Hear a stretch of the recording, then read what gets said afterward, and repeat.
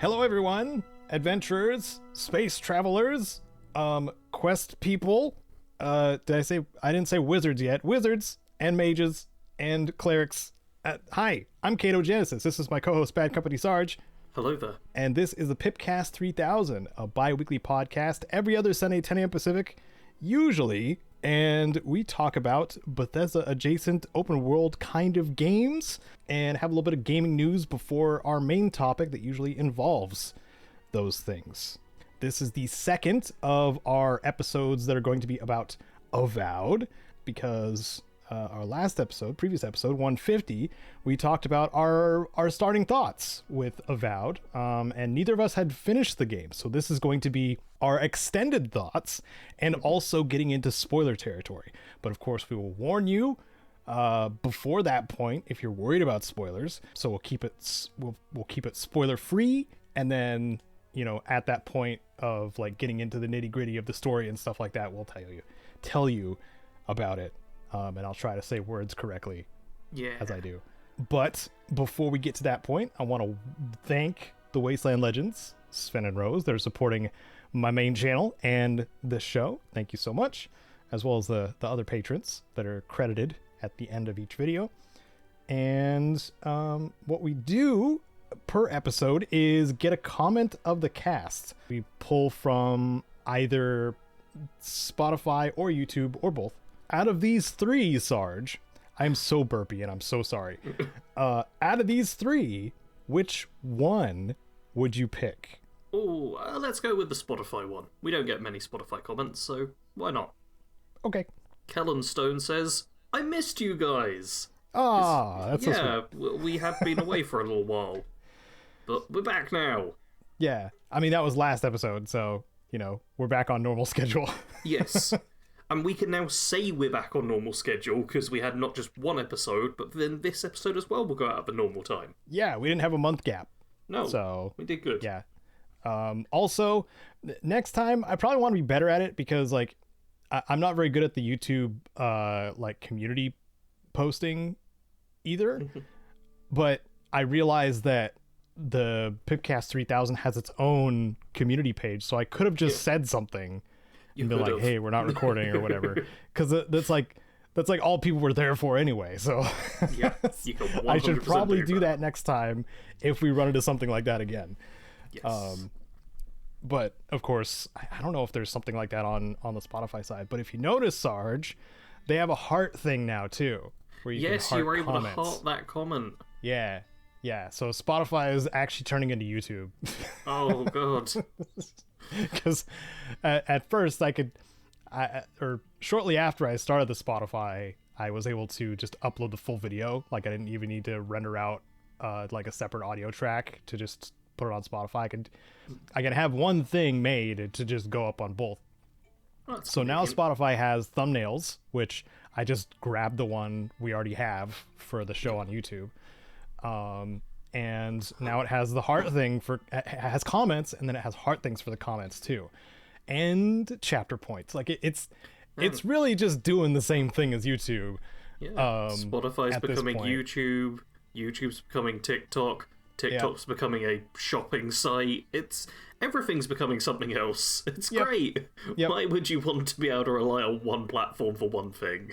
For real. Yeah. Well, like, why? Like, we have infinite time, obviously. We can donate all of it to everything all at once, every single time. Kind of like that movie, Everything Everywhere All at Once? Kind of like that movie where everything is happening? All at once? All at once. Yeah. And everywhere. Yeah. You've seen it. No. But I was able to figure Nerf out. Oh, okay. Alright. News time. Thanks, Stuff Kellen Stone. is happening. Right? Stuff's still happening. Yeah. What? Did you just Caedo fail a segue? Yeah.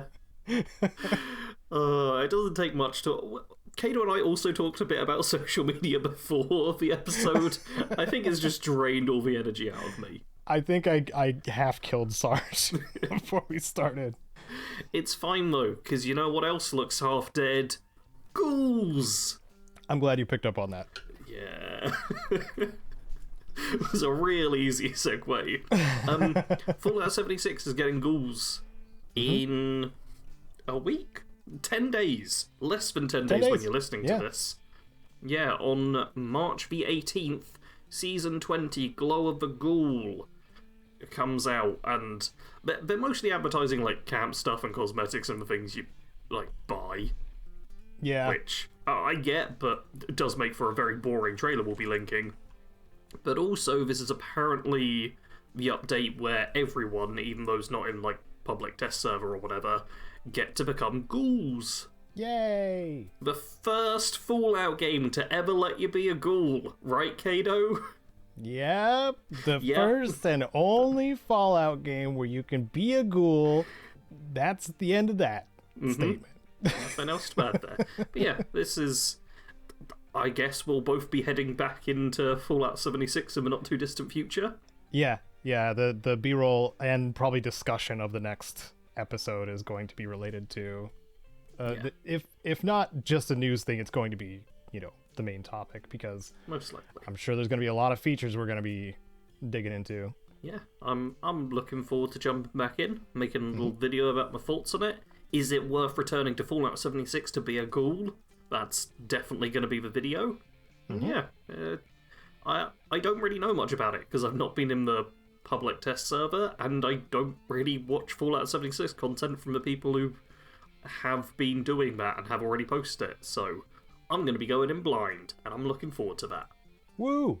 Yeah, I know there's going to be like feral mode and stuff like that, like a full like melee focused style for Ghoul. So that's what I'm mainly excited for, because I'm a melee boy, and more ways to do that makes it more fun. So yay! And any game that gives like some focus to melee really makes me happy when it's a game that has guns too. Yeah. So haha. Speaking of games that do that, also, Monster Hunter Wilds is unfortunately, even though it got received pretty well on consoles, not being received very well on PC, because it has just so many issues. Oh dear. According to this Games Radar article, it just reached 60% positive reviews on Steam, which is not good for a Capcom release, especially in recent years. Capcom has been knocking it out of the park right up until this point over the past like 5 years or so. So dear. I think I was wise to wait on Monster Hunter Wilds. I had wondered if you'd gone for it right away or not. That's what Kite and I both decided, actually, because we have plenty of things we want to play. Like I just downloaded Split Fiction. I haven't tried it yet, because we're gonna play that together.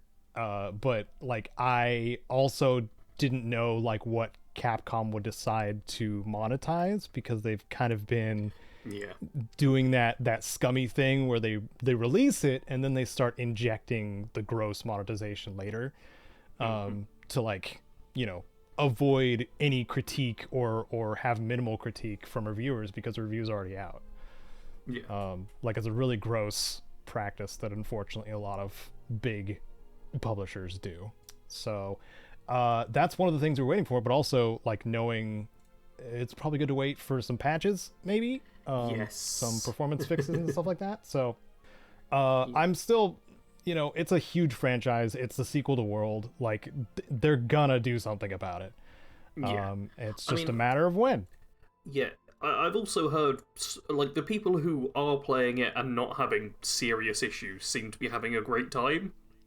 And I see so many posts of people like, oh, look at the Palico sharpening its knife, isn't this so good? Oh, look at the blacksmith, she does this whole sequence, and then it's so, like, people ranting and raving about, like, tons of these good features, but also so many people like, yeah, it's a slideshow right now, I'm looking forward to when it's an actual game.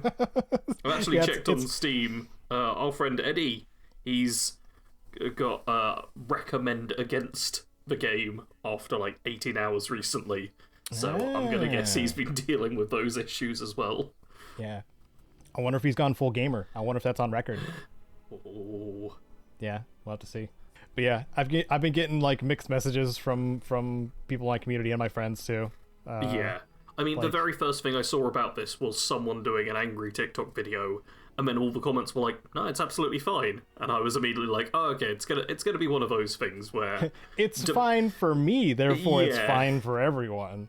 Where like everyone who has a bad experience is like, oh, this game is terrible, it's so bad for everyone. Everyone who has a good experience is like, oh, this game's great, it's great for everyone. It's like one step before gaslighting someone. It's it's like it's just good for me. What's your problem? Like no, we can't have different experiences. It must be exactly the same. Come on now. Yeah. Oh man. Yeah. So take that what you will. If you're on like PlayStation 5, you're probably fine for getting Monster Hunter Wilds.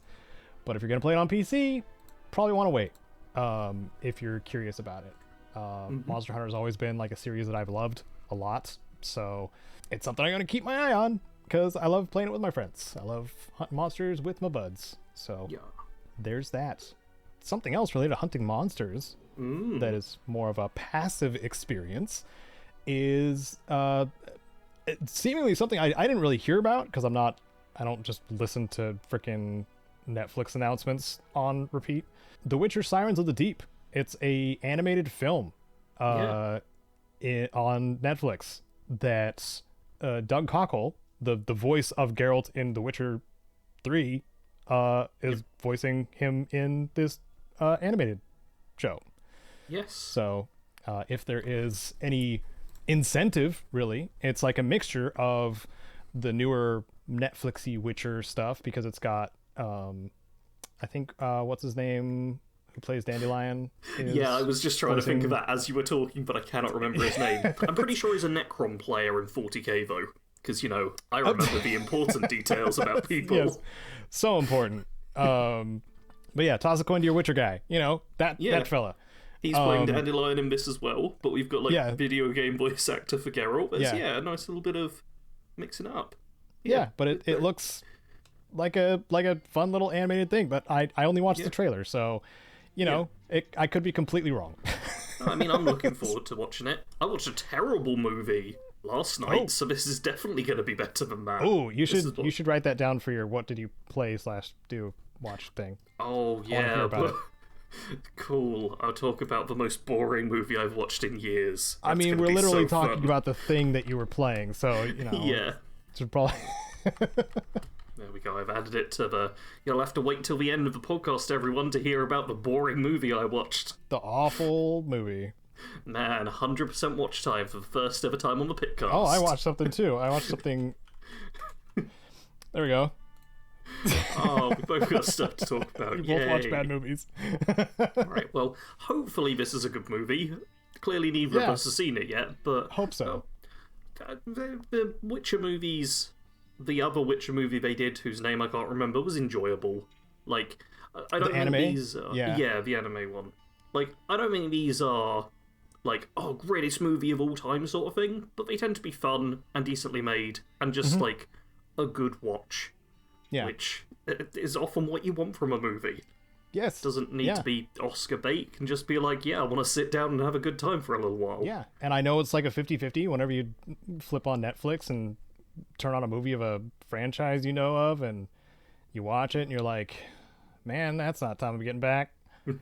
But, sometimes you get surprised and it's good. Yeah.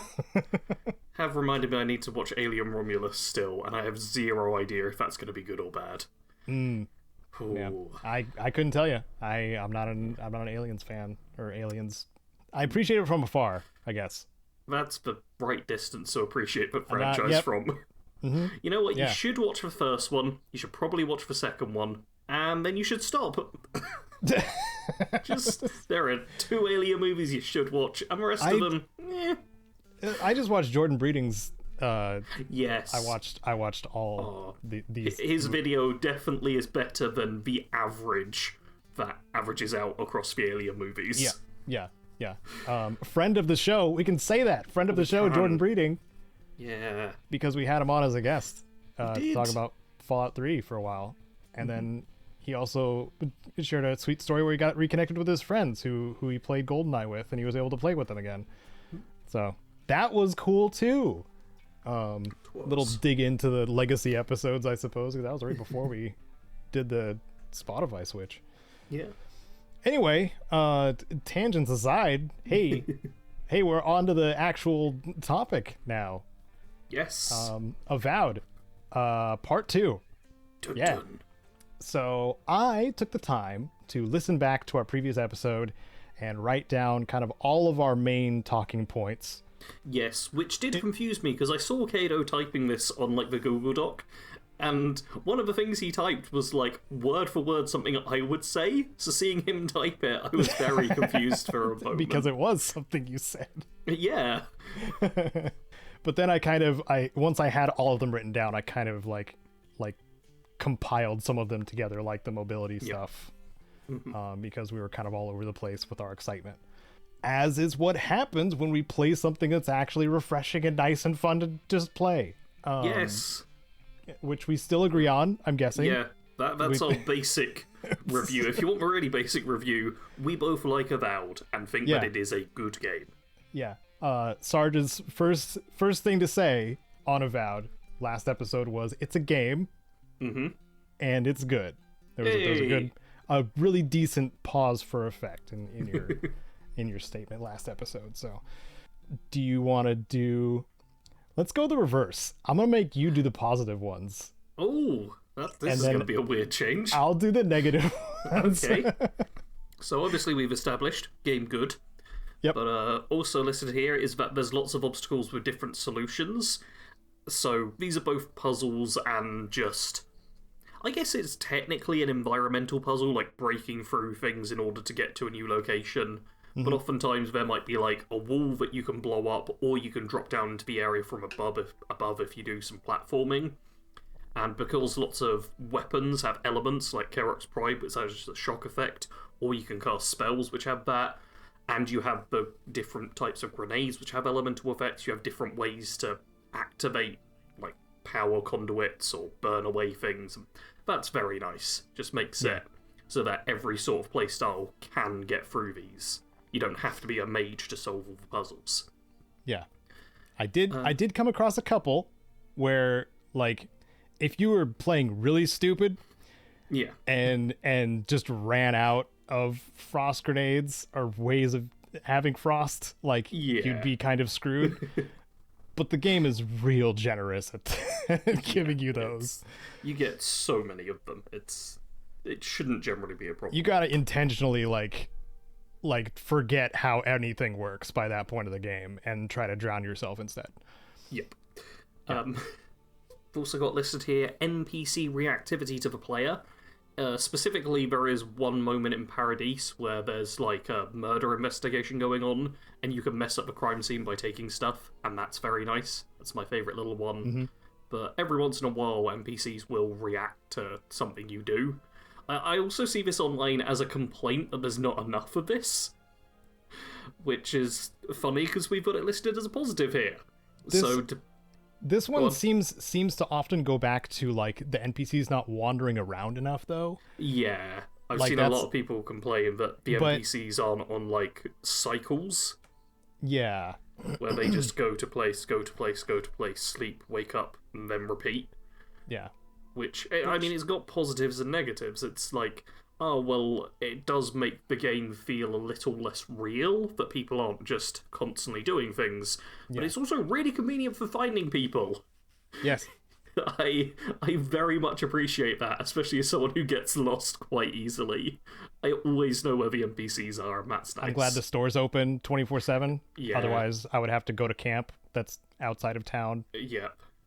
That could be annoying. Another positive that we have, but which some people are saying in a negative way, the game looks good. Game is gorgeous, in all caps, is what Caedo has typed. Yes. And I would agree, it looks great in a lot of places. I'm still annoyed there's not a photo mode, though. I want a photo mode. I want to take negative pictures. Nitpicks. That's mine. Yeah. I want to take pictures, but yeah, the game looks really good. For anyone wondering, no, it does not look the same as Oblivion. No. Which is the game I've seen it compared to most visually. It's such a weird comparison. Yep. I found out about the source of it. Well, potentially the source of it. Apparently there was one video where someone made a joke comparing it to Oblivion, and then that got picked up, and kind of just carried around, which apparently is the source. But cool. Yeah, the game looks good. There's probably footage of the game on screen right now, and even after it's been edited and rendered and then uploaded, still looks pretty. Yeah. Next point, mobility. It's got advanced mobility and it feels pretty good. You can do climbing, you can do jumping, you can do swimming, you can crouch slide. Yes. I think that's what it's called. That's fun. There's even a perk which makes it so you can knock people down with the crouch slide. Yeah. Which is fun, and I kept forgetting to use despite getting it early on in my playthrough. I made mention of Dying Light because, like, there's a lot of Dying Light parkour experience, not reference, inspiration? Yeah. Inspiration to the mobility of this game. Yep. Yeah, mobility is good, especially, dodging. There's so much stuff, which is just pretty solid. Also, uniques. There's a lot of them. You explore around the world, you're gonna find uniques. You complete quests, there's a good chance you get a unique at the end of it. And a lot of them are good. There are a few which are not amazing, but in general it's a case of, this unique has one effect which isn't particularly good. Like, whenever I see an armor piece or a bit of clothing with extra carry capacity, I'm like, that's a bit disappointing. Yeah. But, like, for the most part, there's some really good uniques with some cool effects. It's like the items themselves were kind of set up for, like, the system being more of a burden than it was. Yeah. Like, carry weights, where inventory is just so simple and easy to use. But, yeah. There's also the gear quality and upgrade system. You've said it solves weapon levels and difficulty at the same time. And yeah, it is quite interesting how you basically upgrade to keep up to scratch with the enemies, or if you manage to upgrade further and then maybe go back to a region, you'll be stronger than them. I like that it's fairly simple and straightforward. It's quite easy to pick up and be like, okay, this enemy is tier 2. My sword is tier 3, therefore it's better. It's fairly simple.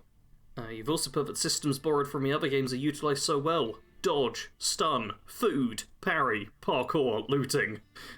I love that you've got food in here with a bunch of essentially verbs. Yeah, I know. Food as a doing word. I should have said cooking, but like... No, food. Food. I food, you food, he foods, she foods, they food. Yeah. Food. Them food. Eat. Them food. Delicious food. Yeah. Because of the backup healing thing that it does. Yeah. Oh my god, the fact that healing regeneration just, like, waits for you to take damage rather than just being lost. Like, when you consume a food item, if it heals you 50, but you've only lost 20 health, then the 30 extra will wait until you've lost the 30 health and then regen you, and I love that. It means you don't waste your consumables, it does still slowly tick down, I noticed. It does. Oh, okay. It does still slowly tick down. So you don't want to eat all of your consumables in hopes that it'll last forever. Yeah. You can, but you shouldn't. I mean, what I've typically been doing is if I'm going into a big fight, I'll just have a couple of healing items consumed, and that works out really well. Yeah. Stats that we want to know are visible in menus, and sources of bonuses are also shown. Yeah, I noticed this when I was calculating what my critical hit chance was on my character, and it just gives you the numbers. It just tells you. Yeah. Like, I had to do a bit of working out, but I was just like, okay, there's the base chance, but it's already calculated all of that for. Then it tells me what my weapon is, and it tells me the effect of the thing. I add up those numbers. Ta-da! Yeah, it's nice and simple. It's a pretty detailed stat screen. And it also works off of currently equipped weapon, like, crit bonuses, too, I found out. Okay. Which, if you have, like, say, a ring or a piece of armor that gives you specifically crit chance for pistols, then it'll calculate that into your base crit stat while you're wielding pistols. It is so nice. All the loot has a purpose, and the game tells you the purpose. Yeah, if you pick up an item and it says food, that's something you eat. If it says it's a weapon, that's a weapon. And we know this is a pro, and it sounds basic, but like we've been deprived for a long time. I mean, there's people coming from Bethesda games where you can pick up just like, oh, it's a tankard. Oh, it's a tankard. Oh, it's a sack of flour. Oh, it's trying to think of something useless in Fallout. A bucket. A bucket. They do have uses, but it's not what's not but normally. Like, there's so much just clutter in a lot of games. I think Cyberpunk was quite bad for it as well, in one sense, in that it just put so much stuff everywhere. And while none of it was completely useless, it was mostly just like junk and the odd consumable, and like there was just a lot of stuff, and you could loot it all, but it felt like a bit of a chore and a bit tedious. But in Avowed, looting is like, yeah, you should pick up everything, and it's quite easy to see what it does and what you need to do with it. It's all straightforward. Yep. And of course, there's an inventory and a stash which you can use all the time and switch between easily enough and is accessible, so you don't deal with problems of carrying too much with you. Yay. Yeah. Last time we also said we enjoyed the story. Well, when we get onto the spoiler section, we can talk even more in detail about the story, but we definitely enjoyed the start of it. Who knows how we feel about the mid and end of it? Oh. Yeah. The zones are big enough that you can explore them. I will say it's kind of weird, because I'm never sure if I should describe this as an open world game or not, because you're basically limited to a bunch of little zones, but they're not little. They're big enough and they are open worlds in their own right. They're just not huge open worlds, but then there's multiple of them. I think the devs and some of the promotional materials were trying not to use the term open world. Yeah. So I'm just kind of following their lead on that. So I go with open zone as the descriptor, because think the Outer Worlds, but bigger and more diverse. Like that's that. Which is weird to say, by the way. Like a game where it's in space versus a fantasy game, and the fantasy game has more diversity in its biomes is kind of strange to say. The Outer Worlds had a lot more locations, but they were all quite small, generally speaking. Well, yeah, kinda, because like some of the spots were like just cities. Like there one was a city. So whereas like Paradise, for example, you just walk in.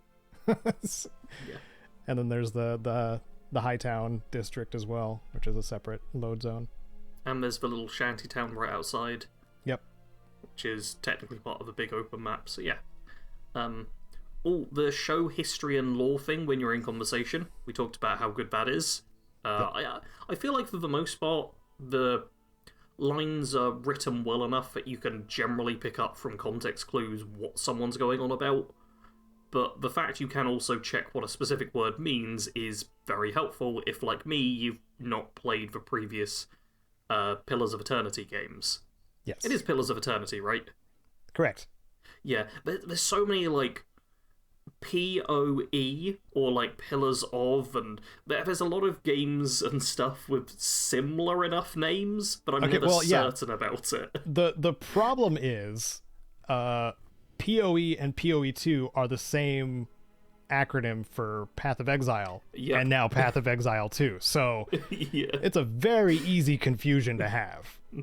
I'm pretty sure there's also another Pillars game that's something completely different.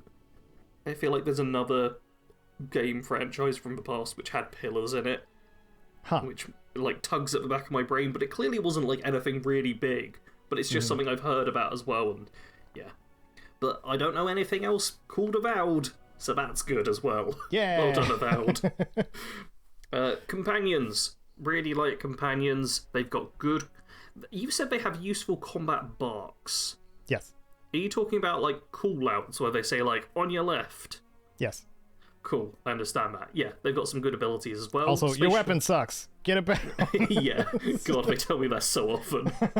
I'm like, no, I want to complete the entire area, then I'll go to camp and upgrade. Yeah, they've got good abilities you can use.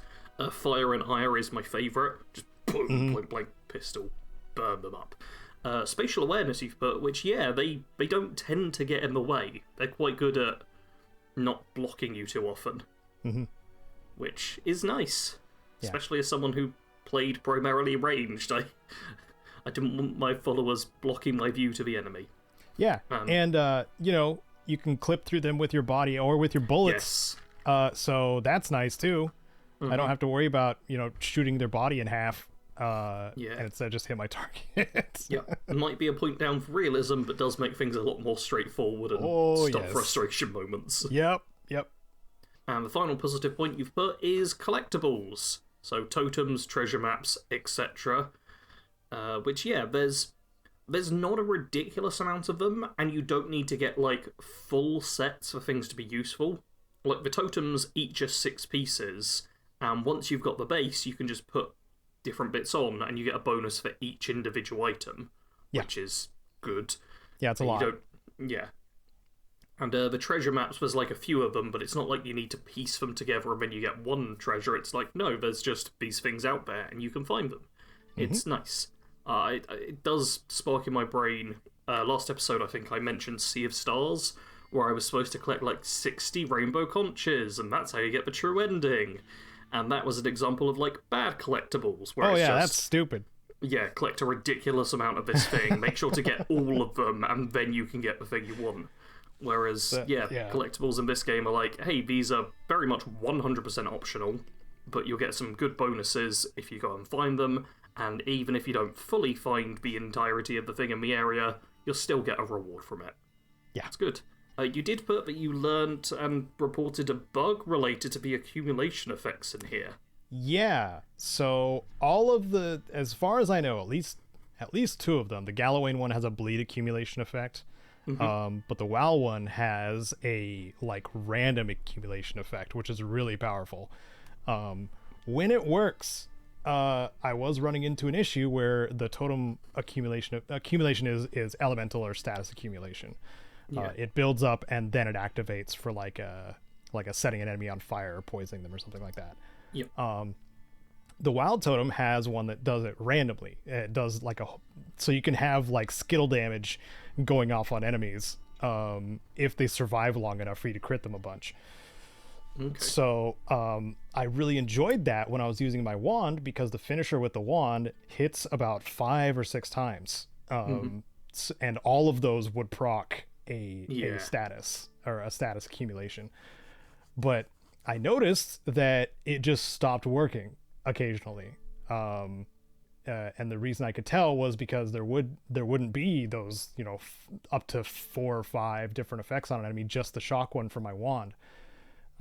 So I got video proof of that. My workaround was just going into a load zone. Load zone fixes it for some reason. And then send it off to Obsidian to hopefully figure something out, along with my save files and my hardware specs, in order for hopefully figuring out what the hell is going on, because it's not just the wild totem, also the Gallowayne totem does the same thing with its bleed accumulation, because that one's relatively easy to track if you're using anything besides a bleed weapon, and those aren't very common. So I hope that gets fixed, because that's one of the coolest and most awesome totem effects for each totem in the game. Like the Wodaka one does fire accumulation, the Skane one does poison. They're all cool. But again, that's just one of the 6 effects that each of them have. So you're still getting other stuff from them. Like the attribute bonuses are static, so you can just have those are helpful. So right, well, now that we're talking about stuff that's wrong with the game and the reason it's terrible and no one should ever buy it, it's the worst. why don't you go on the negative/nitpick side we had last time? Negative nitpicks. So the first thing I'm going to say though is this is less than half of the points we had in positive. So just to point that out, we do enjoy the game. Don't get it twisted when I start saying negative things about Avowed. No. Even though, I'm sure people are just waiting for Caedo to be like, oh my god, this game sucks! No. Everyone must either be 100% game is perfect or game is terrible, worst thing ever made. Why are the devs still making games? This is awful. Oh. I'm sorry, nuance isn't part of my vocabulary. Even though I said it just now. Yeah.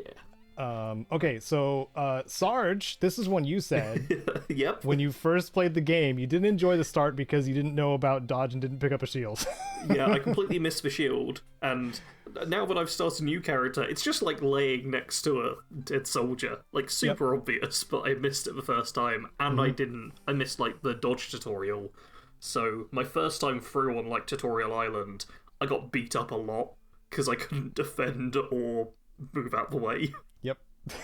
But that's more of an issue of, one, me not noticing is the main thing, but also there are a lot of tutorials, so chances are you're going to miss one or two on that area. Yeah. And like, I mean, that's always something that devs are going to fight all the time, or have to fight all the time, is making the game easy to understand in the first so many hours, or first so much time, as well as not, like, halting the player every single time they need to tell them something. Yeah. It's also the fact of, you have to make the tutorial for players of every skill level, from people who have played games like this a billion times before and know all the basics, to someone who's never picked up a controller or mouse and keyboard to play with. Yeah. So it's like, there's never a correct way to do it. Like, yeah. It's like, think about the amount of tutorials on games where they're like, okay, we need you to look at this light, or can your character move forward? And that's how the tutorial starts. Yes. You got to allow for that, which that's a whole thing to get over. So another one that you brought up last episode, which I agree fully, is the game doesn't let you be super stealthy. Yeah. You can't be a full stealth build. At some point, you're going to get noticed and a fight's going to break off. Yeah. Because even the stealth attack is like your like first godlike ability, is the thorn, basically. Yeah. Where you sneak up on an enemy and you do this like really cool neon multicolored stab, and in the tutorial it's really awesome because you actually kill the thing. But I did find out that if you're playing on, Path of the Damned, it doesn't work that way all the time. On normal difficulty, I think it was basically always a one-shot kill for me. It's pretty often a one-shot, yeah. Yeah. Makes sense on higher difficulties. It wouldn't be quite. You are a godlike. This is a godlike power that you're projecting to kill something. So it makes sense that it would be that powerful, but also would be noticed by other people. Yeah. And just in general as well, even using like the bow and arrow, which is basically the stealthiest weapon you'll have equipped, if you shoot something, you have to kill them straight away, or else they're obviously going to notice you. Yeah, fair enough. Yeah. But also, if there's anything remotely close to them, they're going to pick up on that, and enemies tend to be in clumps. Yeah. So yeah. I noticed that when I was playing around with the bow, it's like the first shot's free, basically. Like they don't really notice you in the first shot, but then if they're alert, then you shoot them again, then everybody knows. Yeah. So.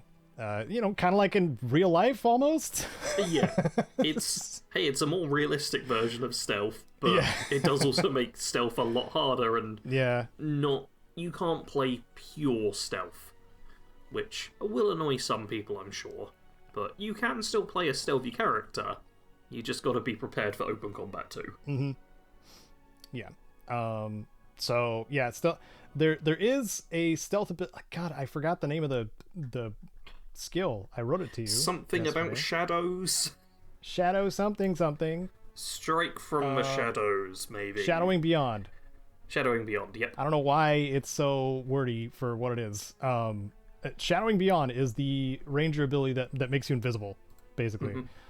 That lets you do stealth attacks whenever it's active.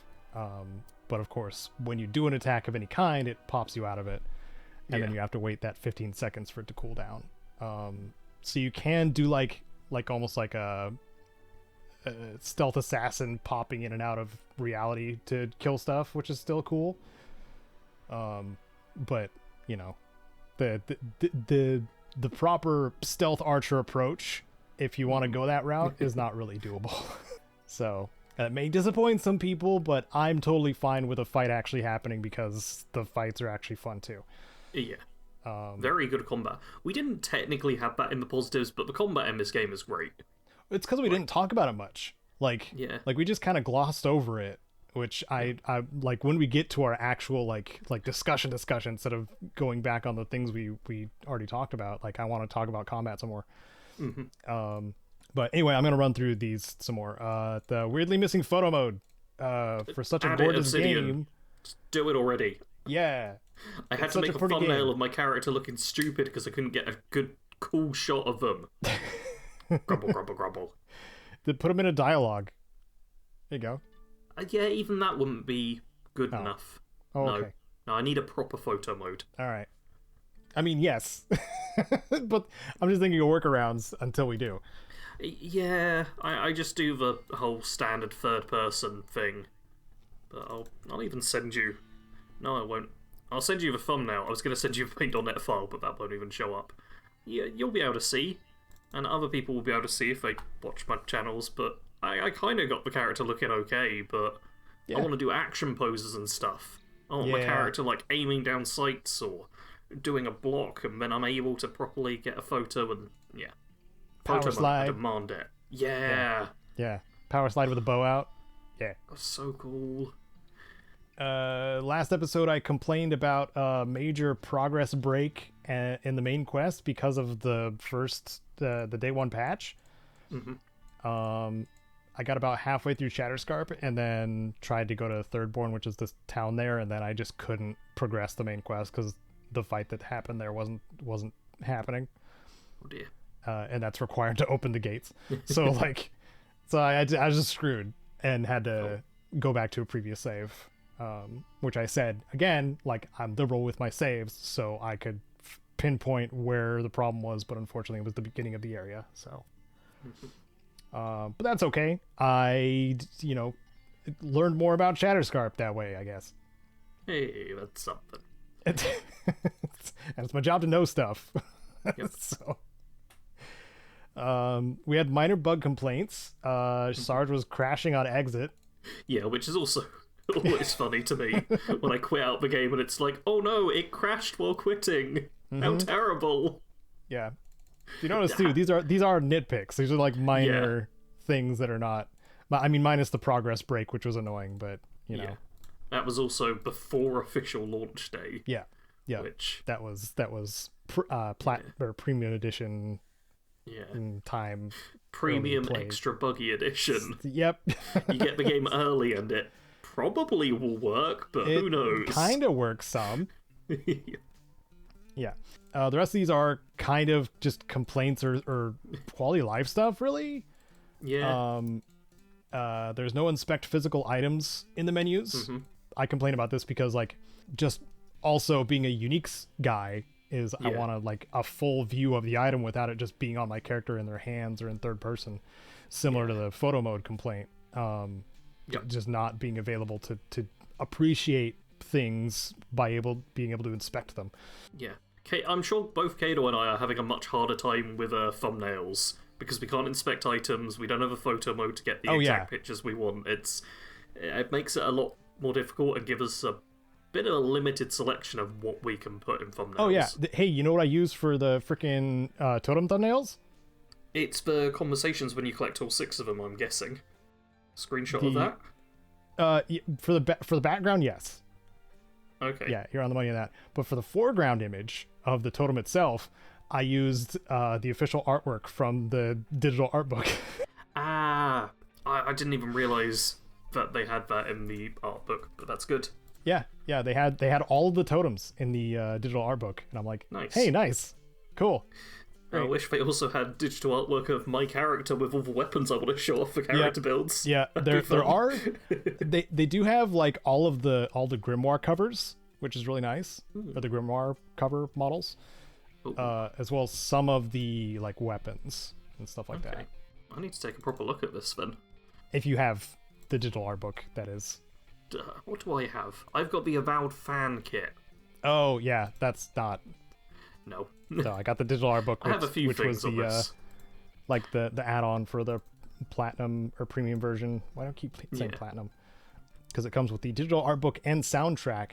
Unfortunately, it's like this part was weird to me, but I understand why they did it. Is the soundtrack and the art book were combined into like its own app thing? Yeah, I've seen that before. Yeah, so you can't like just listen to the soundtrack from like I use Winamp because I'm hip. You can't just listen to it separately while you're doing other stuff. Like you have to launch it through this. Yep. Again, I understand why they did that, but it's kind of annoying. Yeah, I agree. I think I had that with... It was something else. It might have been either the Final Fantasy Pixel Remaster or Strangers of Paradise. I think had that same sort of thing. And I'm like, no, I want to listen to this while working, but instead I have to boot up essentially a game, as my computer is convinced it is. And I'm like, no, I just want to listen to the good music, please. Yeah. It is immersive when you're looking through the art book with all the, beautiful concept art of the different environments and stuff. Yeah. And listening to the soundtrack. But again, like, some of us want to do other stuff when we listen to the soundtrack. That's all. We got stuff we want to be doing. Also, we want to use this stuff in videos and things. We're just making it harder. There's that too. Like, we can still do it. We then just have to record it. Just and like then hold the play record it. button for, however long for all the tracks and then do that. Just making it more difficult and annoying. Yeah. That's what you're doing. So my final complaint of the negative nitpicks immersion is the writing gets a little pretentious as you go in the game. This could be my own preferences and thoughts, but some of the characters drone on for way longer than they need to, or over-explain when, like, yes, we know there's a lot of world here. We know there's a lot of world building here, but you can pump the brakes on volunteering all of it at once. Yeah. Or just yeah. It feels like the game is almost split up into you're exploring the world and doing combat, and then you're in a full-on conversation. Yes. And it very much switches between those two. You don't have like, I'll do a tiny fight, there'll be a few lines of dialogue, and then another fight. It's like, no. You're going to spend like 10 minutes just on full combat, and then 5 minutes on one conversation where you have everything go for at once. Yeah. And depending on the type of player you are, that either sounds brilliant or terrible. Yeah, but the interest kind of varies too. It depends on the player, obviously, but like some of the companion stuff can start to drone on for a while. When you've already got their vibe. Like once you've spent enough time with Kai, you kind of get where he's coming from, kind of thing. And as you learn more about his story, you learn more about his history as being a part of the Amawa people and formerly military and stuff like that. Like you get all of that, but sometimes you're just like, okay, you've told me a lot, and only some of it I'm going to retain because it's worthwhile. So see, for me, Kai's the character who I really enjoyed listening to. Kai's definitely my favorite companion. But he's also got Garrus's voice, which But whenever there was the more mystical, otherworldly stuff, especially like when you're asleep and you get talked to by the voice in your head and all of these things, a lot of that I was like, yeah, I'm not too interested in all of that. Let's just skip through dialogue. I'll read it. That's quicker. That's where it started. My argument started for the pretentiousness kind of thing, because the voice is also using we as the pronoun, which does make it sometimes very difficult to follow. And I know it's a creative choice, and as you learn more, it makes more sense. But it did make and it's cryptic on top of it. Like even if you were to take away the we and it was saying I or myself kind of thing, it would still sound like nonsense and metaphor when they could just it's the Ulysses problem. I should just say that. It's the Ulysses problem from Fallout New Vegas. Like he says a lot with meaning a little. Yeah. He's I not should very just say direct, that. Very it's an easier way. Poetic soliloquies. Yes. Rather than just saying what thing is. Yeah, just say the thing. Yep. I can get that. I do like that during all those sleep sequences, like because I'm playing an evil character, I'm literally just telling the voice to F off every single time. And it does cut off the dialogue. Like, it's just like, okay, go to sleep. Yeah. I'm looking forward to that with my evil character that I've started to play through as. Who I didn't intend to be evil, but I was just like, yeah, this will be better. And I want to do things differently than the first time around. Yeah. So yeah, that's our recap and positives and negatives of Avowed up until this episode. That was a long recap, by the way. Mm-hmm. Yeah. I guess we had more to add to it. But like I said before, I think neither of us had finished the game when we did that episode. So now that we have finished the game, how have our thoughts changed? Unless we've kind of done that already. I feel like at this point, just to be safe, but I think at this point, if you are someone who hasn't played the game at all, but wants to, it's probably okay for you to head off now. You've got our kind of vibe going into this. Yes. We still like the game. It's I fun. can say that much. But, yeah, from here on out, maybe mild spoilers. And I'm sure once we get to the point where we tell you the ending and every detail, then we'll do full spoilers. Yeah. So it's light spoilers now, full spoilers later. Yeah. Light spoilers. I'm trying to think of what's the lightest spoiler I can do. Well, we said we were going to talk about combat because we didn't talk about combat very much. Yeah, combat's so good. Yeah. Man. It sounds like such a weird thing, but I love it when a game has good gameplay. And I feel like that's so often overlooked and not discussed. Especially within the communities where we're in. Because as a couple of Bethesda tubers, as we're often pigeonholed into, a lot of our fans, their favourite games are Skyrim or Fallout New Vegas or something else which is getting old now and even at the time did not have particularly good combat. Yeah. Good games, but in Skyrim you just kind of swing a sword and it hits the thing and it's as advanced as it tends to get. We're comparing serviceable combat to really good, satisfying combat. Yeah. Just to be clear on that. Mm-hmm. If it's passable, it's passable. But if it's good, if it's really good, we got to say something about it. Yep. And that's what Avowed's doing. Is it's got some really nice feeling combat. Yeah, I think it's really the big thing that will keep people playing. Is the fact that while you're playing, it feels good the entire time, and it's fun to play through, and there's a lot of fighting in this game. This is not, despite being an Obsidian game and them being somewhat known for multiple games where you could be a bit of a pacifist or could avoid combat, this is one where you're going to be fighting a lot. I'm pretty sure it's impossible to do a no-kill run. I'm not certain, but I don't see how you could. I suppose technically if you let companions do the killing for you... God, that would take forever, though. You could get through it on a technicality, but otherwise, you're gonna fight. You're gonna engage with combat. Yep. It's a core system, so, mm-hmm. All of the... I mean, all the skill trees, too. They're all... Yeah. Combat-oriented, so... Mm-hmm. I've had experience with all 3 trees now. Cool. Too. They're all fun. They all have their fun styles to use. I'm excited to mix and match too. I've done a little bit of that, but the first ability in the ranger tree, the rooting one, it's so powerful to use. Man, I was kind of sleeping on that ability, whereas minor missiles, it's okay. It can be good. You got a lot of spells to work with by the time you're done with Wizard. So, I use minor missiles, but it's also basically the only thing I've gone for in wizardry and magic-wise, and I don't have activated abilities on my main character. Mm-hmm. So, in that instance, it's good, because it's just I need to quickly deal some damage, boom, they're dead. Easy. But, yeah, I think it's also...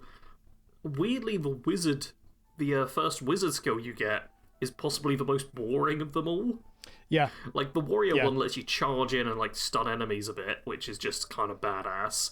And, like, the Tangle route is what Marius has as his ability, and even though I didn't have the ability myself, the main reason I liked using Marius as a companion is because he can hold an enemy in place. He's got mass crowd control, too. Yeah.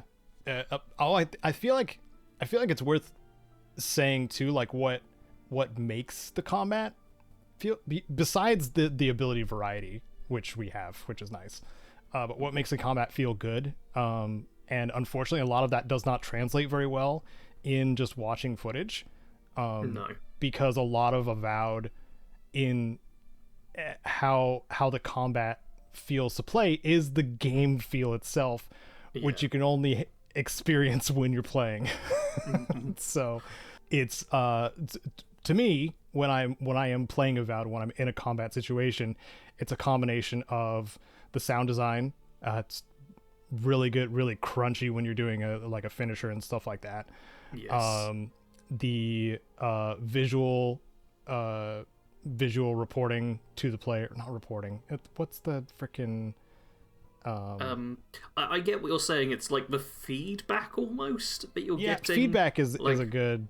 Yeah, when you hit something, they react to it in a way that feels right. Yeah, but also like the feedback from the weapons as well, like the impact of the weapon on the enemy, and also like the impact changing based on the enemy difficulty from like quality levels too. Yeah. So like if you're using a greatsword that is like a level below quality wise, and you hit an enemy with it, it'll actually like plink off of them and do reduced damage, but you get both like visual number feedback if you have the numbers turned on, as well as the weapon just kind of going dink.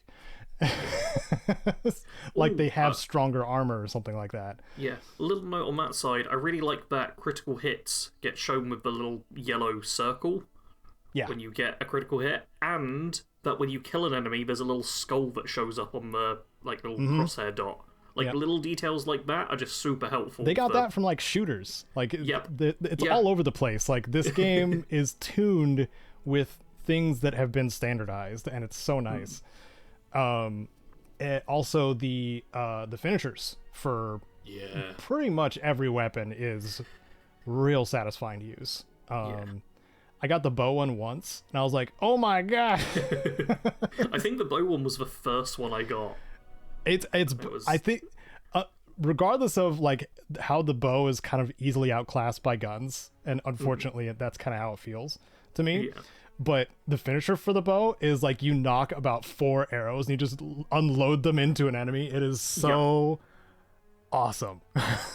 Which it's kind of a shame that the arquebus, which is basically the better version of the gun, albeit not very stealthy, has, I'm gonna say, the worst finisher out of all the finishers, because you basically just aim up and do a single shot on the enemy, and it's kind of cool. It's nice. It is definitely a finisher, but compared to all the others, the sound design does a lot of heavy lifting for that one. Yeah, because the sound is great. But it's just with like so many of the one-handed weapons, you're just like smacking the enemy 4 or 5 times. Probably the sword, I know you kick them away on the final one, and that's just you impale them and you so kick them away. It's really good. Quite a few of the weapons actually have something similar. The bladed ones, that is. But yeah, it's again, it's hard to describe without us like geeking out too hard about it.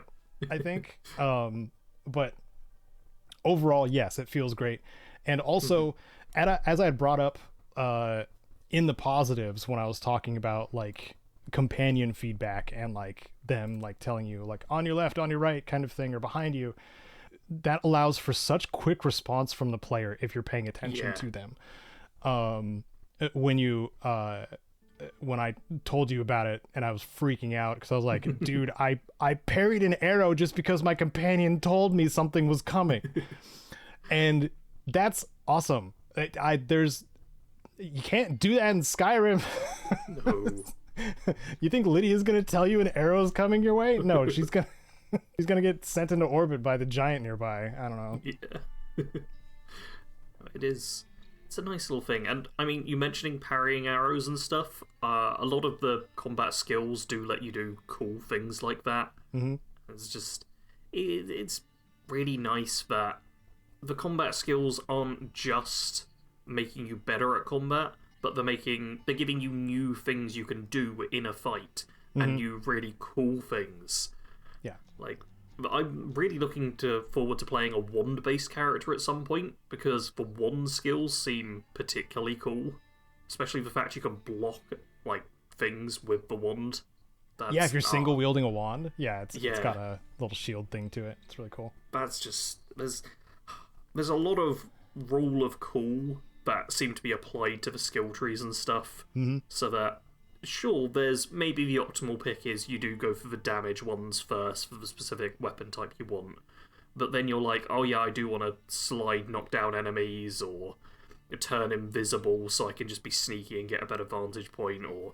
There's just a lot of cool stuff included in that, which helps to not make combat get too stale either. Yeah. Because you don't have to just approach it the same way every time. Which, to be fair, I have seen it as a critique of the game. Once you settle in on your build, it can get repetitive if you're just doing the same thing over and over and over. But that, I think that only stands on its own for so long if you're not trying anything else. Yeah. Because there are, like, a lot of other things you can do, a lot of other tools that you can use, as we were just talking about, like the different like parry ranks and stuff like that, different abilities from different trees even, and there's room to do that and play around a little bit more. But to the point of, like, things getting kind of old, I did get to the end of the game with, my greatsword fighter build, and I did have, it's like charge, challenging shout, and then use the spin to win and smack around whoever's left kind of thing. Like, it did become like this, skill rotation kind of thing, kind of like you would do in an MMO or something like that. But it wasn't it was still satisfying. Like, there were, because that spin move knocks everything over. So even if I'm murdering the hell out of everything, like, there's still the ragdoll entertainment that comes along with it, which my brain gets happy whenever I see things ragdolling because of me.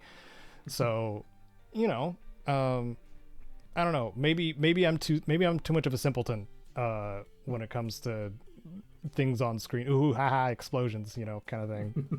So I don't know, maybe that's a good enough argument for combat being good. Yeah. We enjoy the combat. Yes. Yeah, just wait till I try my unarmed build. I am surprised you haven't done that yet. It's because I needed to learn which things were available for unarmed, and unfortunately it's not that many items wise. And it's one passive skill, and then the rest is kind of universally useful, but I wanted to make sure that I had every possible advantage, because it's going to be an uphill struggle. Yeah, I am looking forward to doing an unarmed build at some point. I'm probably going to focus on, like, a lot of the mobility and movement and using body as a weapon sort of deal. Like, I'm already thinking, like, I'll get charge so you can push into enemies. I'll get the ranger sliding skill so you can slide through and knock them down before you punch them. Just, like, a whole bunch of stuff like that, so just fully make body the weapon. Yes. Yeah, fun stuff. Yeah. So, are there any issues? These are out of order. Are there any issues we've run into trying to sequence break or try other ways to get through quests and obstacles? You know what? I'll say on I suppose a negative side, or a negative point in my opinion, is the fact that you need to progress the main quest line in each region to make it to the next one. I personally don't like that.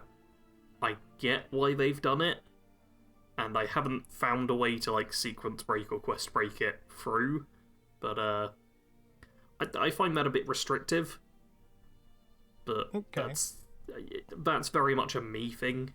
I think that it's done intentionally. This isn't like, oh, Obsidian made a mistake with this. It's a case of, this is how they intended to play it, so you get the correct narrative and have to make all these choices and stuff. Yeah, because each zone has its own kind of theming, as well as other things in the world are happening simultaneously. And you should also be a part of that. Yeah. But sometimes, especially with making character builds and stuff, I'm like, no, I need to make it to Galawain's Tusk right away to get this one item. But instead there's a lot of the game I have to play. Yeah. How dare the game make me play it? Darn it! The Ghoul. Aw, dang. Yeah, I also do think that is one of the things which makes it feel a little less open world than it could, is the fact that you have to advance the story in not an entirely linear way, but you just have the options in dialogue and what you do in these regions, and you go from this quest to that quest to that quest to that quest, and it's very kind of straightforward in that regard. I'm not sure the best way to describe it, but hopefully that makes some sense. Yeah, I mean, we thinking like railroading with the main. Not railroading. It's not railroading.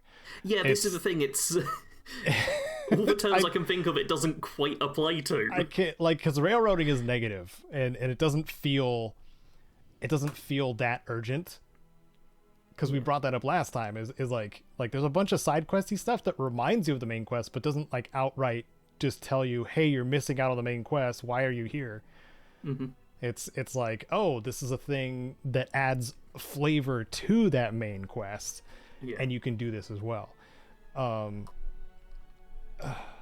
Man, but yeah, the if you're just following the main quest, I think it's more of like I don't know, a vehicle to almost like a tourist kind of thing, like showing players what else they can do, because there's like breadcrumb kind of stuff that happens like all throughout your path to each area. Like there's people literally on the road that will give you quests that lead you somewhere else.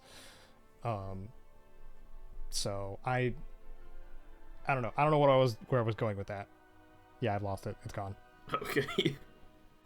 You know what? I'll quickly talk about the couple of bugs I ran into. Okay. Because there's only been a couple.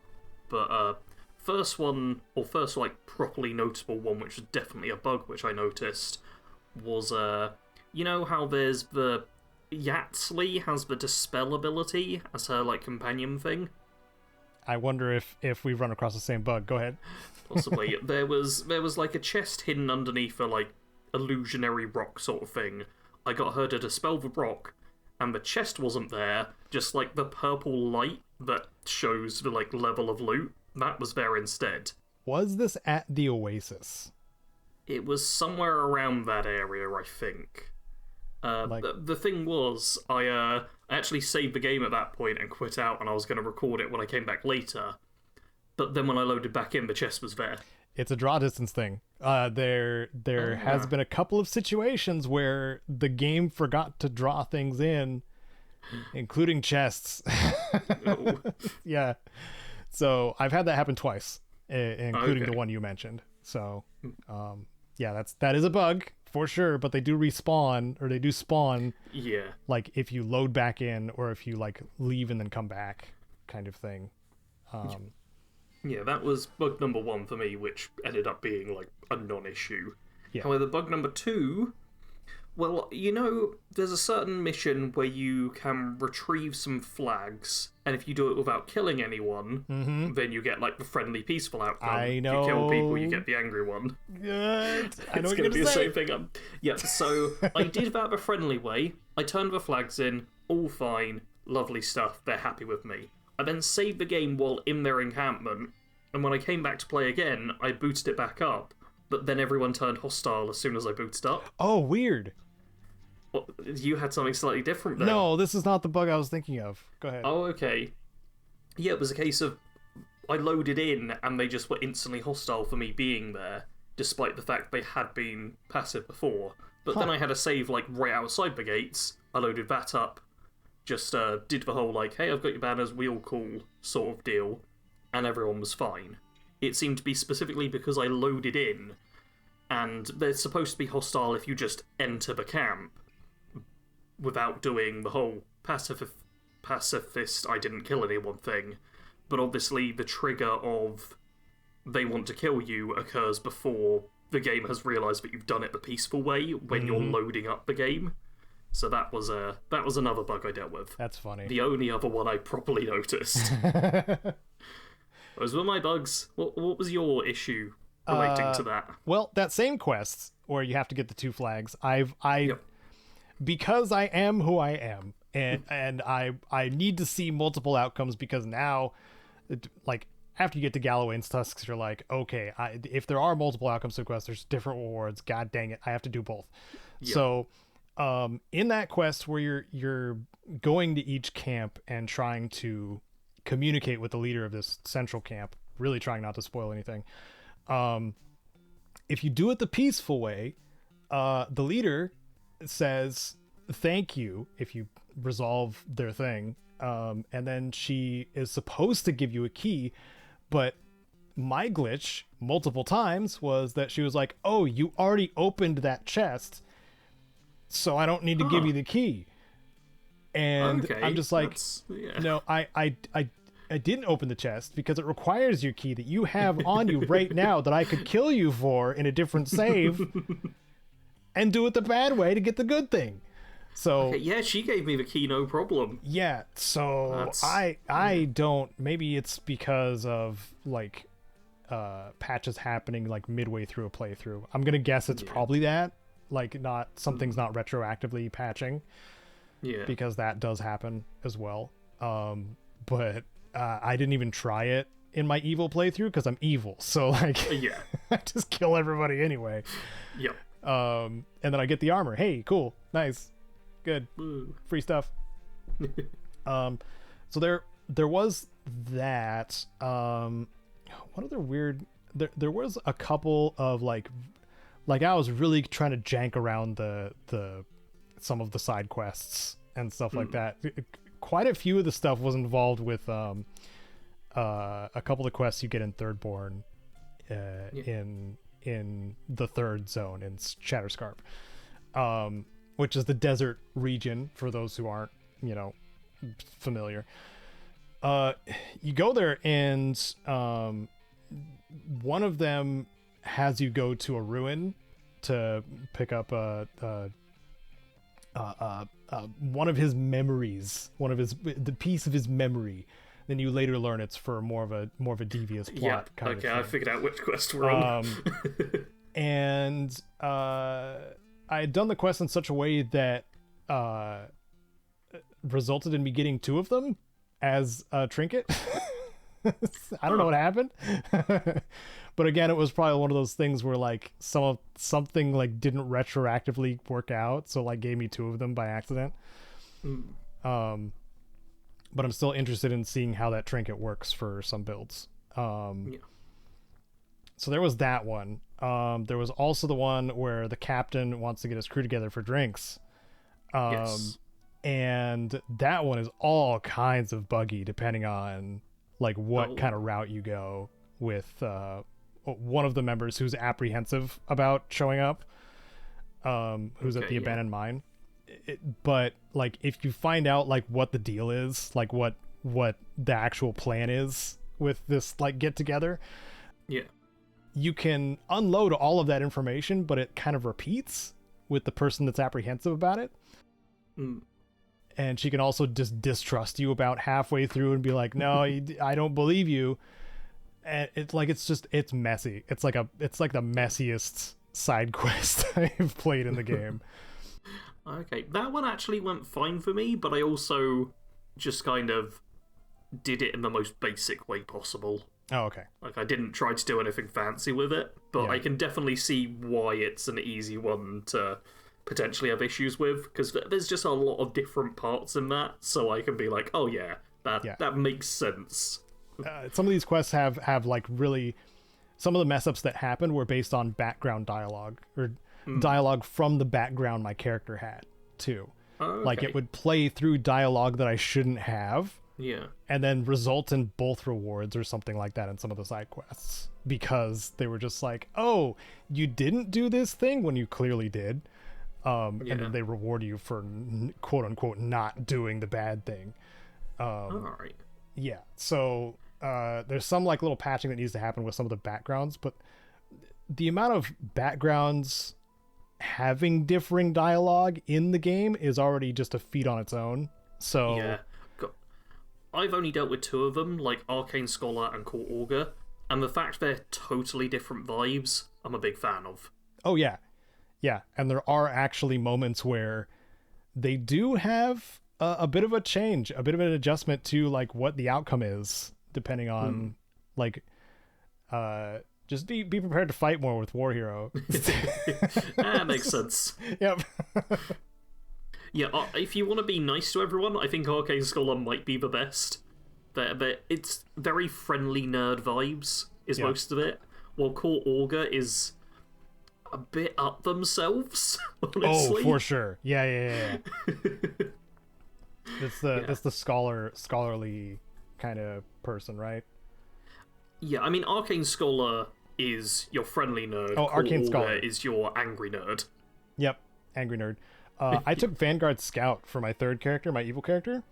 Mm-hmm. You're competing with Marius like the whole time. It's pretty great, actually. Nice. Do recommend. Or you're critiquing his methods on things, and he's doing the same to you. It's kind of a fun little bromance thing that happens between. That's nice because my character, who was Arcane Scholar, quite the nerdy guy, really didn't seem to have much of a relationship with Marius. There was clearly no, like, common ground from the past. So that's good. But then when I was speaking to the mages later on, the Arcane Scholar stuff really comes in, because it's like, oh yeah, we've both got an education background in the magics and stuff. That's nice. One thing I wanted to bring up that we didn't last time was each of the companions gives you training. Yes. Yeah. How do they give you training, Caedo? What? How do you trigger it? You just talk to them. Yeah, but what gets that conversation dialogue possible? Because I could not get it with Marius. I couldn't either, and I think it's a bug. Okay. So when he says envoy and then changing the subject, I think he's supposed to have some dialogue there that is like, oh, this is the one that leads into the training, or I've been watching you move and stuff like that. Whatever training opener they use.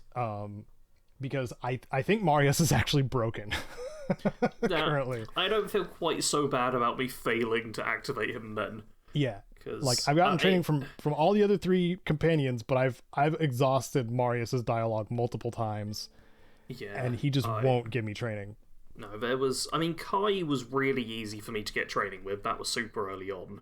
But then the others, all of the others, it was a bit like, oh, okay, I feel like I need to do more on this, and I don't know what the effects are or how you trigger it. I'm like, do I need to spend a certain amount of time with this character? Do I need to complete a certain number of quests? Do I need to complete their companion quest, maybe? Like, I couldn't figure out for the life of me what the actual requirement was to get that dialogue for them to give you training to boost your attributes. But yeah, that's... Yeah. The main thing is just talk to them. Yeah. Exhaust their dialogue. That's pretty much it. Yeah. I do hope at some point we get like a full breakdown on what exactly is the trigger. Like, because you can't just do it immediately. It's not like you get this follower, you go to camp, you do all their dialogue, and then they give you training. I wonder if it's resting so many times, or camping so there's many clearly... times. Well, I was wondering as well, do you need to be at a certain point in the story? Do you have to have completed, like, a region per each of them? Like, could be. I really want to know what the exact triggers are. Yeah. I do know what the bonuses are. From Kai, Giada, and Yahtzee, at least. Same, if I double-check my character. Kai's training gives you 2 might or 2 constitution, or 1 of each. Giada's training gives you 2 intellect or 2 resolved, or 1 of each. And Yonsley's training gives you 2 intellect or 2 perception, or 1 of each. Plus 4 intellect. Yeah, plus 4 intellect. So good. Like, the fact that that they give you so much intellect from companions too. I mean, plus really you can get, I know at least one of the shrines gives plus 2 intellect, right? So that's like 6 out of 15. Oh, you can get from that. And there's certain items which can boost it as well. Mm-hmm. Like, I feel like you can probably get half of the maximum intellect without putting any points into intellect. Yeah. The game gives you a lot to work with. Like, there are a couple of items, especially in like Gallowayne's Tusks, that give you like 3 attribute points. Yeah. I think there was, what was the I'm gonna get a nitty gritty now. Look at my spreadsheet. Oh. There's a amulet that is where is it? It's near the freaking bear bounty target. Amulet. Pearlescent icosahedral hellstone. Yeah, it's got brilliant, which is plus 3 intellect. That's not by the bounty target. That's sold by Jillian once you've saved her. Ah, yes. They got some really good like items in general when you hit Gallowayne's Tusks. Yeah. Oh, that's another thing that bugs me slightly with how the game progresses and how you need to make it through the main story to get to later points. Because different uniques are in different areas, once you make it to like the final couple of areas, especially the last part of the game, you get these uniques and then you have very little of the game left. Like, there's a full set in like the final area, and by the time you've unlocked the full set, you've got like maybe an hour left of the game. Yeah, there's a piece of armor. I think I know. Are you talking about like the Wild Walker stuff? Yeah. Or, okay. The Wild Walker stuff in particular, I was like, cool, I'm getting all this nice armor, and well, I'm not going to bother using it. Yeah. It's like, I've basically beat the game. I had, I think, an hour left by the time I had all of it, and that was me taking my time as well. Yeah. Like, yeah. It's bummed me out a little bit too. Byproduct. But this is also me hoping that like maybe there will be a DLC opportunity or an expansion opportunity where we can take that stuff with us. Yeah. I mean, shall we get into bigger spoiler bits now? Yeah, I think we're at the point. I mean, we're freaking hour and a half in. Yeah. Might as well. Everyone. Spoilers. Spoilers. Watch out. Here come the spoilers. You have been warned. Yeah. So I'm going to jump right in with a kind of spoiler. Is that when the game ends, it ends? Yes. Which I do think the ending is good. They do the fairly classic Obsidian slideshow sort of thing. Yes. Which I think they're good at. I also got basically the best ending. Like, I made one potentially bad decision with a thirdborn. But even that, it's like, oh, the people will grieve and they'll struggle to move on. Did you collapse the ruin? Like, no, I kept the ruin. Oh. Is there also a bad outcome for collapsing the ruin? Oh, yes. Okay, in which case I got basically the best ending. Yeah, it felt like there was no good choice there. But, in my playthrough, everyone is happy. Thirdborn's a little depressed, and that's as bad as it gets. Yeah. Like, I think I got the best ending. It's the outcomes are slightly depressed or dream thralls. Cool. Yeah, in which case I made the right choice. Man, so many people got pissy with me. Have you done Thirdborn where you go side with the Archmage? I've done both, yeah. Cool. In which case, yeah, I'm not spoiling it for you then. But so many people get pissed off with you for siding with a Rimgrim or whatever. Like, people hate me after that. And I was obviously like, no, I'm trying to play as the good guy. I'm trying to do the best thing possible. Turns out, yeah, I did. I still did the best thing possible. My ending cutscene was basically like, you are the best person ever, everyone's so happy, you made the Living Lands a great place, look at how kind and brilliant you are. It did make me feel quite good. That situation that was hammed up a little bit too much. I think the final part of Shatterscarp, basically, I think, because you had to choose, like, you were given the responsibility to choose between Ringgrim, an extremely powerful archmage who could kill everyone in sight with a flick of a wrist, or Inquisitor Ludwig, who could kill everyone with a flick of her sword. So it was like two greater powers, and you were just there. Yeah. It's, for the most part, I think the game does a good job of making it make sense that you're making these decisions. Kinda, yeah. But in that instance, it was like, oh yeah, these characters are supposed to be, like, bigger and stronger than me. It feels more like they should be fighting in order to get to this, but instead they're just doing whatever you say. Yeah.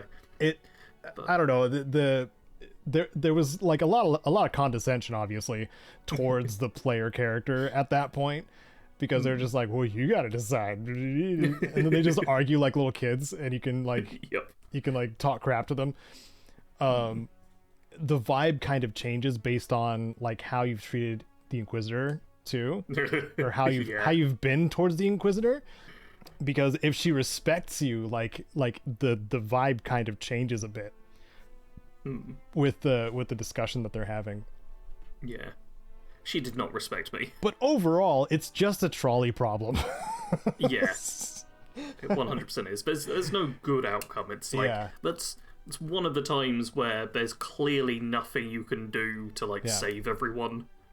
I feel like we should say what it is. It's like, to save the Shatterscarp area, the Archmage suggests creating some sort of like cutting off the blood flow, basically, of the area, which is which would kind of halt, you know, the flow of souls, but would also halt the flow of the Dream Scourge, which is you can stop the Dream Scourge from spreading, but people are gonna die immediately. But she also Thanos snaps a bunch of people in the area at the same time. Yeah, and she also makes it clear that she doesn't have any real idea of how many people will die. She's like, maybe just a couple people will die. Maybe 100. Who knows? Yep. And she's like, and this is also a temporary solution. Yeah. Like, which is it stops so the Dream reassuring. Scourge in this specific region, but people still walk through the region, so it's like, well, that's not great. But then the other option is siding with the Still Garrote, or Garrote, however you want to pronounce it, who are clearly evil. Yeah. Like, really amped up to be the bad guys. Yeah. And burning down this ancient ruin. Imagine colonizers. That's really all. Oh no, it's even worse than that, because it's the Adirian Empire who are the colonizers and who you're technically a part of. And then the Still Garrote are the people who the colonizers think are going a bit too far. It's like you're already this invading kind of empire, and then you've just got like the worst subsection who have decided to jump on and the Still Garrote are like they're just so such a level of colonizers. Evil. Yeah, but like the ambassador's one of the colonizers, and at least he's like, oh, I've got a bit of empathy, and I'd rather do things nicely. Yeah. These are just like, we're gonna kill everyone, and that is the plan. No further notes, please. Colonizer zealots. How about that? Because like they're just like, well, animancy's bad. Burn it down. Yep. Oh, yeah. I want to ask as well. Fior Day close is something. Fior Messiverno. Fior Messiverno. There we go. Speaking of pretentious writing. Sorry. It's just a different language it's based on. It's clearly meant to be like Italian rooted, I feel like. Yeah, still. But what did you do on your first time through that? I accidentally forgot the Steel Garrote was like, I found them in the cave and then I forgot to take them out. So oh wow, it burned down on my first playthrough. Okay, like when you say burn down, like completely gone? Yeah. Oh. Yeah. If you don't take care of the Steel Garrote there, like they will burn down the whole city. Oh damn. Okay, because I took care of them. like on my first go through. Yeah, and second playthrough, I did the right thing. Yes, they still mess up the place. Yes, but oh boy, yeah, they can do real devastation, man. That's good to know. Yeah, like I am, because that's also a thing where it's not really a part of the main story to stop them. Like it's this little side thing that you'll kind of discover, and that you can kind of walk past. Yeah, which I like. It's not pure main story. It's technically a side mission, I think.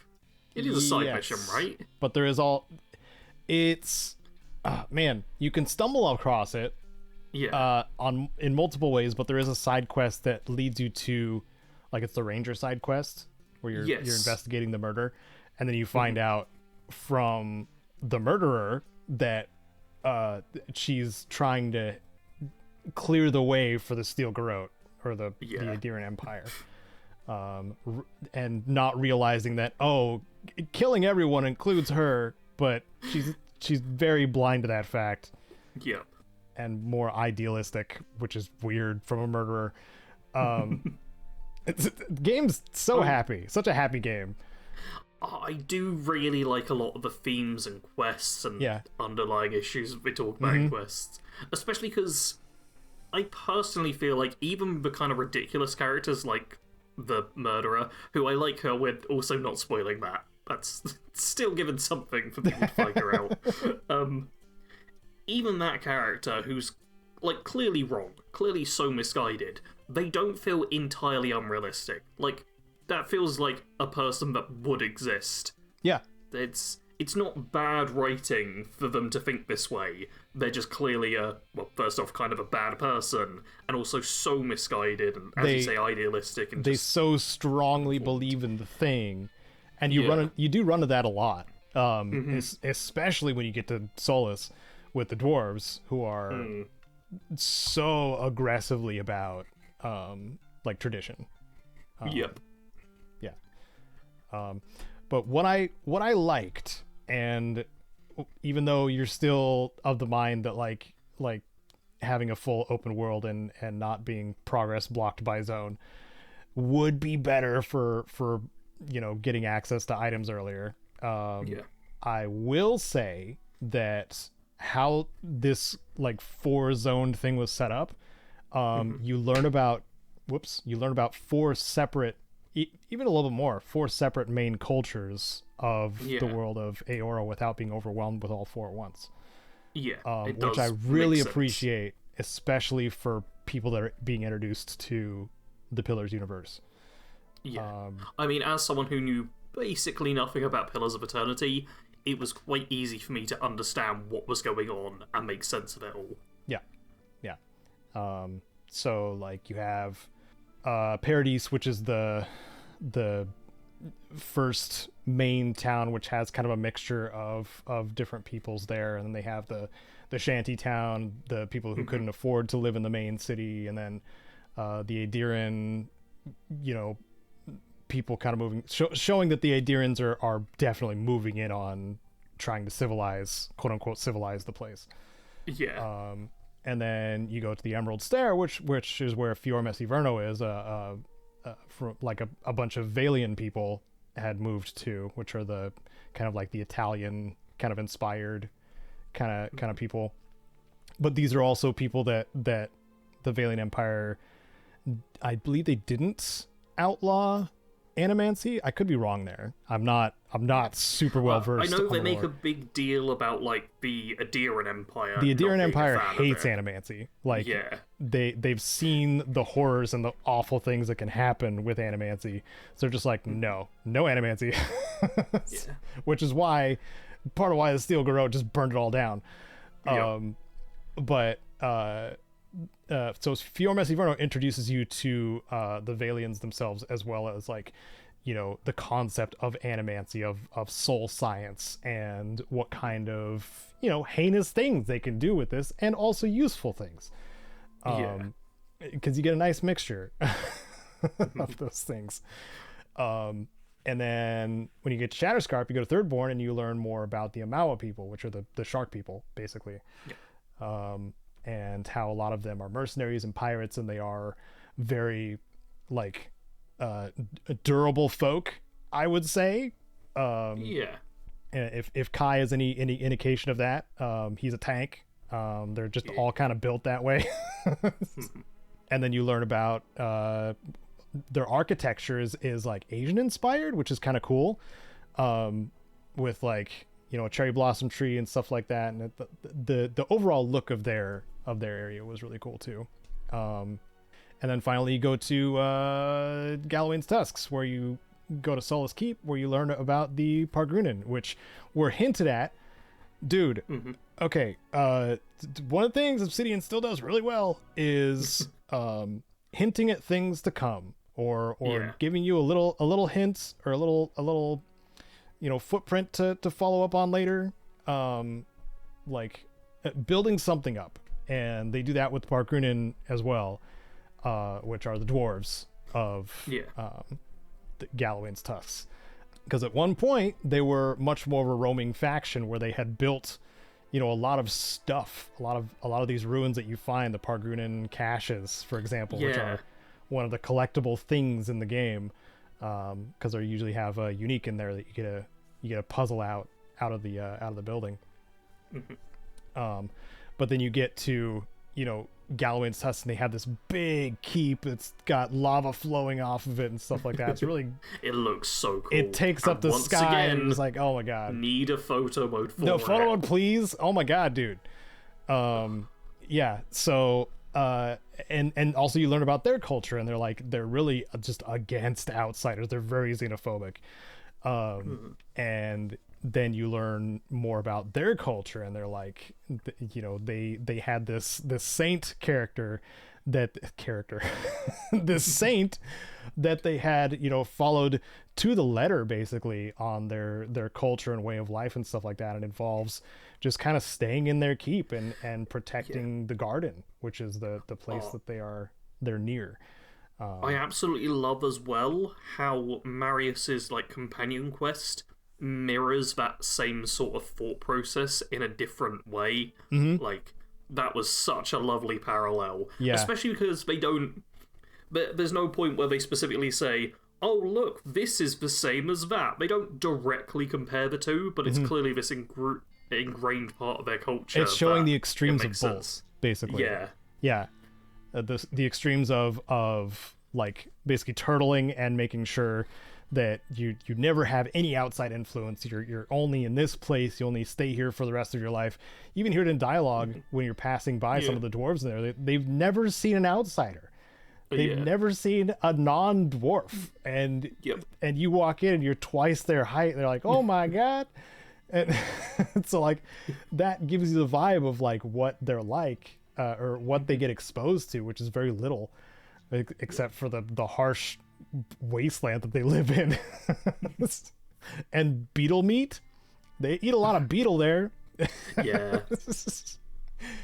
Whereas Marius, you know, he self-exiled basically because he couldn't stand it, but he also knew they were withholding something from him, and he just couldn't handle that. So even though Marius was like a slow burn kind of character, I am happy with how his story resulted, and also that he has imperfections. Like he was having like 15 different panic attacks when he showed up in Galawain's Tusks, and that doesn't happen very often with characters in video games. I think all of the characters are pretty well written. Like the companions, the fact that you are limited to like 4 proper companions is a smart choice, I think, rather than doing like the Skyrim thing of, oh well, we got 100 people who can follow you, one of them has interesting dialogue sort of deal. You instead have a much more limited selection, and they've all got stuff to say, and they've got different reactions, different regions and locations, and it's just very interesting to listen to. And they talk to each other. Yes. And they have like dialogue that not they have little small story things that happen, like like when Kai shares the cheese with Giada, and then later on Marius is like, did someone take my special cheese? in a different sequence, in a different camping time. Like that kind of stuff happens, and it's freaking great. Yeah, I feel like it's probably very Mass Effect-like. Yeah. I think that's the thing most people would compare it to. Yeah, it's got like the crew time of Mass Effect kind of thing. Yeah. Which I do enjoy very much, and the camp gives that opportunity to do that, which is really cool. Yatsley, I think she's probably my favorite, even though I haven't talked about her very much. Okay. Giada explains her pretty well, even though she's a late addition to the party. Is like she's the caring aunt that's also a bad influence kind of thing. Yep. And I like that vibe a lot. But she also kind of acts like how I wanted Tina to act or be in Borderlands when she got older. Okay, yeah. She's got some tiny Tina, or I guess adult Tina. Yeah. I mean, that's immediately what springed in my brain when you said that. Like, that feels like Tina needs to be older to hit that point. But, hey, maybe Borderlands 4. Hey! Maybe it'll just be Yatsley, but as Tina. But yeah, Kai was my favourite. Yeah, still. Just want to say that. I mean, his companion quest as well. That ended up hitting close to home. I was not expecting that. Yeah, that one's tough, for sure. It's not, like not having the, like all the kind of military training getting in the way of learning how to grieve kind of thing, or knowing how to grieve. It's rough. Yatsley unfortunately only had, because she was such a late addition, she only had so much of a story. Like, she didn't even have really a side quest. Yeah.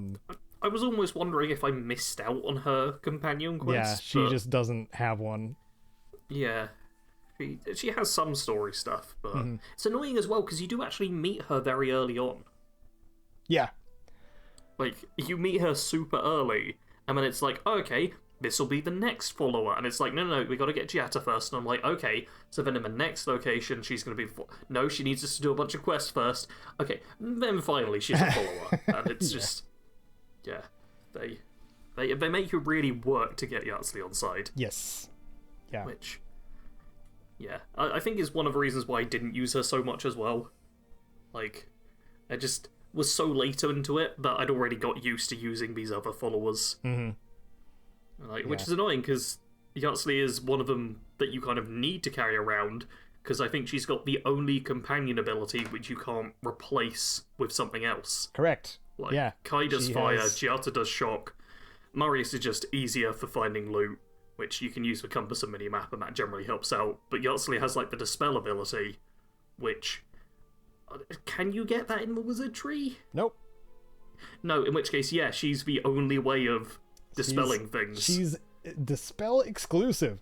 And I want to say that I saw some discussions about it online too. I think that was like a conscious decision to incentivize having her on a team. Yeah. Because of how late of an arrival she is. Because she is still a great character, but like you were saying, you already, at that point in the game, you already are kind of comfortable with who you have on your team. And it's hard to switch after that point, which is totally relatable, and I understand. No, honestly, overall, I just wish they made her a follower a little bit sooner. Like, maybe at the start of Shatterscarp, or when you enter Thirdborn, like, immediately she becomes a follower. Because there's just... Yeah, you do have to wait a while, and I feel like a lot of the decisions were kind of compromises because of that. And that way you wouldn't have to force her into being a follower so much. Yeah. Like if she was instead at like Eagle's Reach instead of Thirdborn. Yeah. Just because you do meet her so early on as well, before Giata, and it's like, I bet you just have to wait. I mean, it's a setup and payoff thing that they do, though. Like, they have to show you that she exists, and you're like, I want to see this character again. That's kind of that was my reaction, because she was like, help, and then she's like, do you have a ladder? And I was instantly like, I like this character, and I do think I'd have enjoyed that process more if I didn't already know she was going to be a follower. Because in some of the very little, like, pre-release footage I saw from Obsidian was the clip of first meeting her and talking about how she's a follower. And I think that if I didn't know that, I'd have had a much more rewarding experience of being like, oh, this NPC was a quest giver and kind of fun and stuff. She's going to follow me around now. That's awesome. Instead I was just like, when's it going to happen? I don't think I recognized that she was a follower. But you can also kind of tell if somebody's a more important character based on how much detail they have in their model. Man, Kai's scales are so intricate. Yep. Yeah. He's a very shiny man. He is. His scale cleaning routine is flawless. Up there. Yeah. Yeah, it's very similar to like animated movies and cartoons and stuff where it's like, okay, there's less detail put into this. They're clearly a background character. Yeah. Oh man, this person's got like individual eyebrow hairs. Well, they've got to be important. Yep. Yeah. Okay, so yeah, we covered followers. Yeah, they all have their use cases too. For sure. Yeah. Giada's great if you're tanky because she's the healer. I think she might be the strongest in terms of like combat because of her healing. Like that's just such a useful thing to have. She can really keep everyone alive. Yeah, it's very strong. Especially if you forego all of the abilities from the voice. Yeah. Which I've only forgone one of them so far in my second playthrough, but I'm so happy that you get different effects depending on if you accept or reject the power. Yeah. I thought it was going to be more like a Dishonored, where you can just reject stuff and it's like, okay, you just don't have this thing. Yeah, you get an ability point whenever you reject the abilities.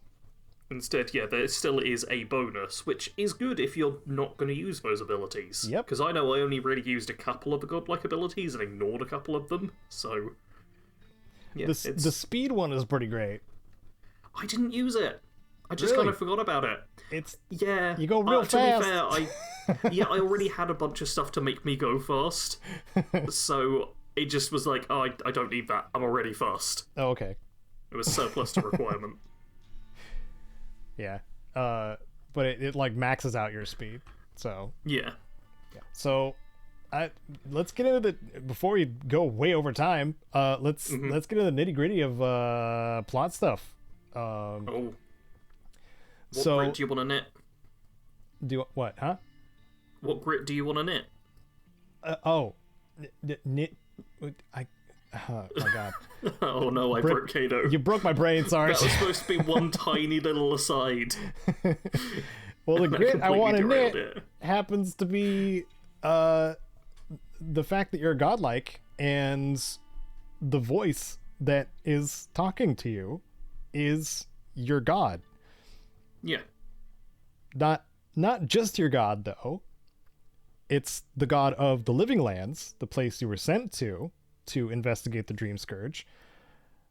But also, this is a god that the other gods weren't a part of. Like, they didn't even know about this god until they found out through, I don't know, some sort of magic or something. Yeah, just god stuff. And then they were just like, oh, this god's an abomination. And then Wodaka specifically was like, this god's an abomination. It was Wodaka mainly. A lot of the other gods were like, we don't know much about this, and Wodaka's already sharpening and burning us swords. Yeah, there's a reason the Steel Garrote is aggressive as they are. They serve Wodaka, the same one who did that. Who imprisoned your god and also slaughtered all of their followers. With the what are the name of the Magfolk. Yeah, because it looks like it shouldn't be such a simple name to pronounce, but it's Magfolk. Yeah, and that's it. But yeah, I kind of love the naming of them. I do too. The name looks fantasy, but sounds almost sci-fi. Did you and aside from that, the Magfolk are basically just big metal golems with blades for arms and legs. Like, they're made to slaughter. They are made to genocide people. And they were sent down by Wodika herself to just decimate all history, basically, of your god and their followers. Like, that was the goal. And they did that successfully. That's why all the ruins are called the Godless Ruins, because everybody thought it was a bait and switch. Like, everybody thought that they didn't really worship anybody. They just built stuff. But no, that wasn't true. Haha. So that was a fun little discovery that they kind of left for the player too. Yeah. But did you come across the like different slabs that had the Magfolk writings on them in the garden? I mean, I must have, but they're not like bringing any specific memories. Okay, so the Magfolks are automatons, obviously. Yeah. Their only job as essentially killbots was to, erase the godless, or the Ikeda, as well as imprison Sapadal, which is the god that you are the godlike of. I didn't say the name yet. Sapadal is the name of the god of the Living Lands. So they do that, and then they start slowly losing their minds because Wodika just leaves them there. And so all the Magfolk are trying to like robotically contact Wodika, but she's not responding to them because they already did what they were supposed to do. So now some of them I did not quite put two and two together. So then some of them start like questioning their actual like programming or their faith in the god that sent them there, because now they're being completely ignored. Yeah. No, the garden's a very weird place, and they kind of acknowledge that it's not reality as such. So when I was reading those quite quickly, I must add, because when I get to the end of the game, I'm kind of like power through. And the garden's pretty big. Yeah, I was kind of assuming that was stuff from like the Godless or other things a lot of the time, or from people in the real world. Those were all Magfolk writing I things. Didn't put those together. Man, I slaughtered those Magfolk with no remorse. Might have felt a bit differently in combat if I'd actually paid attention. Yeah, I mean, they're still freaking formidable in a fight. Oh yeah, I do love as well, especially because the enemy variety, like, I don't think it's bad, but you do see a lot of similar enemies in regions. The fact that kind of at the end you get these mini-boss type enemies which show up, I do really like that. Yeah. I also kind of liked, like, I know that it is also a complaint, but I kind of liked that a lot of the uniques that kept showing up, like unique weapons especially, were designed for killing Magfolk. Like, the Ikeda specifically designed these to slaughter Magfolk, or at least fight back in some way, which was I thought was kind of cool. So like, makes sense. if you need a little extra leg up, like if you looked around a little bit, you could find, something to help you fight them. Yeah. Which was pretty cool. But also, some of the best armor in the game is in the garden, and once you make it to the garden, you can't go back anywhere. Like, potentially you can power through 2 Galawain's tusks just by focusing on main quests, and then go back to earlier areas and do all the side stuff. But once you are in the garden, that's it. Yep. There's only forward from there, which does mean everything you unlock in the garden is just... you can't go back. Which does annoy me a bit with the upgrade system for uniques, because to get them to the top tier, you need stuff that's in the garden. So you can't really upgrade them to maximum until you've gone to the garden, which... it's not technically something that's bad. You know, like glass branches and stuff. Yeah. Yeah, there's a small number of those in Galawain's Tusk. Can you buy them? Well, you can craft up to them once you need them. What do you mean? Like when you get to just before the next tier, or when you get to the next tier of stuff by using like Adra, where you need the glass branches, that recipe unlocks. So you can upgrade previous branches to the glass ones. Man, I did not check that new recipes got unlocked. Yeah. I thought it was just for the early stuff. Did you watch my tips and tricks, Sarge? I included that. No, I didn't watch your tips and tricks because at the time it came out, I was avoiding spoilers, and I've not gone back and watched it yet. I watched your guides on the totems, but I've not watched the tips and tricks one. Yeah, the next recipe unlocks like as soon as you get to the next tier. Yeah. Yeah, I just thought it was so you could get the basic stuff easily. Yeah, I never checked. God, if it locked you out that hard, that would suck. Yeah. Yeah, well, at least you know now. That's good to know. Yeah, that might come in handy. Because, that did annoy me a bit how I couldn't fully upgrade things without going into the garden. Yeah. In my third playthrough, I showed up in Galawain's Tusks with legendary pistols. And nice. I was so happy. Awesome. Yeah, turns out if you hold on to your Audra and not use it at all, you get some really strong stuff by the end. Ooh. Or wait until you use it on one thing. Because then you can upgrade the Audra to the next tier and then get the next. Yeah, it's great. Nice. Okay. So, is there anything else you specifically want to talk about with AVOWED? Oh, we only talked about the garden stuff. Yeah, which is why I'm asking if there's anything else you specifically want to talk about. Okay, so I thought, let's do this one. The Dream Scourge is like this mysterious disease that is sweeping across the living lands as you arrive. And you're trying to pin down kind of where it's coming from or why it exists and stuff like that. How long did it take you to figure out that it was Soppadal that was doing it? Or did I just tell you and you just found out? The problem is, I have the same thing with movies and stuff. I figure it all out right away. Oh, okay. There's a voice in my head talking to me and I'm a godless without a god. Okay, that's my god, and clearly... I didn't figure out, exactly what was going on, but I was like, oh yeah, the Dream Scourge has got to be linked to this, especially after fighting the bear and how interactions work that way. I was like, oh, okay, this is all happening. And then the game starts explaining it all, especially with, ancient memories. I think the first one of those I unlocked, I was like, oh, okay, I've put the pieces together. Yeah, I think by the time I'd made it to Emerald Stair, I pretty much knew what was going on. Okay. All right. Yeah.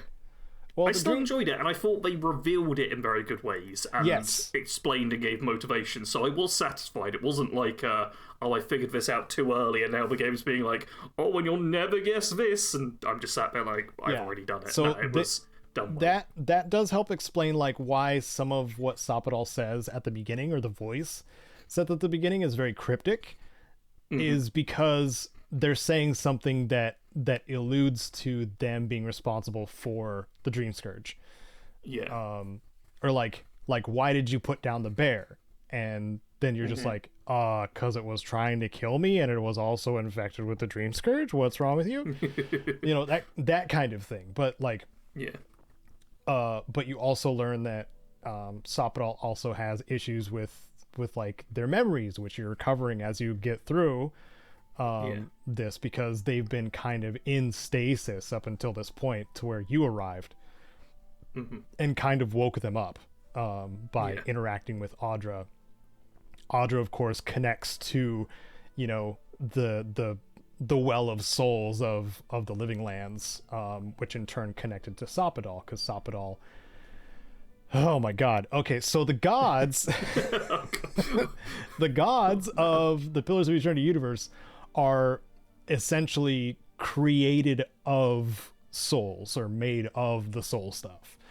A little bit of, should I spoiler Pillars of Eternity 2? Should I do that, or should I just leave that as it is? Okay, so Pillars of Eternity spoiler. The gods in Pillars of Eternity are manufactured. The Ingwithans, with their knowledge of animancy and knowing that all the different races around Aora were worshipping different things, they decided to manifest their own gods by harvesting the souls of thousands upon thousands of people and turning them into gods, basically. So that's how we got, Wotica and Aethys and Magran and those gods, and Andra and all them.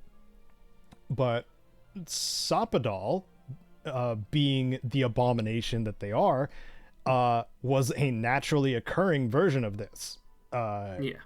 Which is why Wotica was just like, an abomination, and went after to kill them, because it was just like, this is outside of what our processes are, basically, for how things are supposed to work. And not just that, but the Adra, basically the network of souls, is completely separated in the Living Lands from the rest of the world.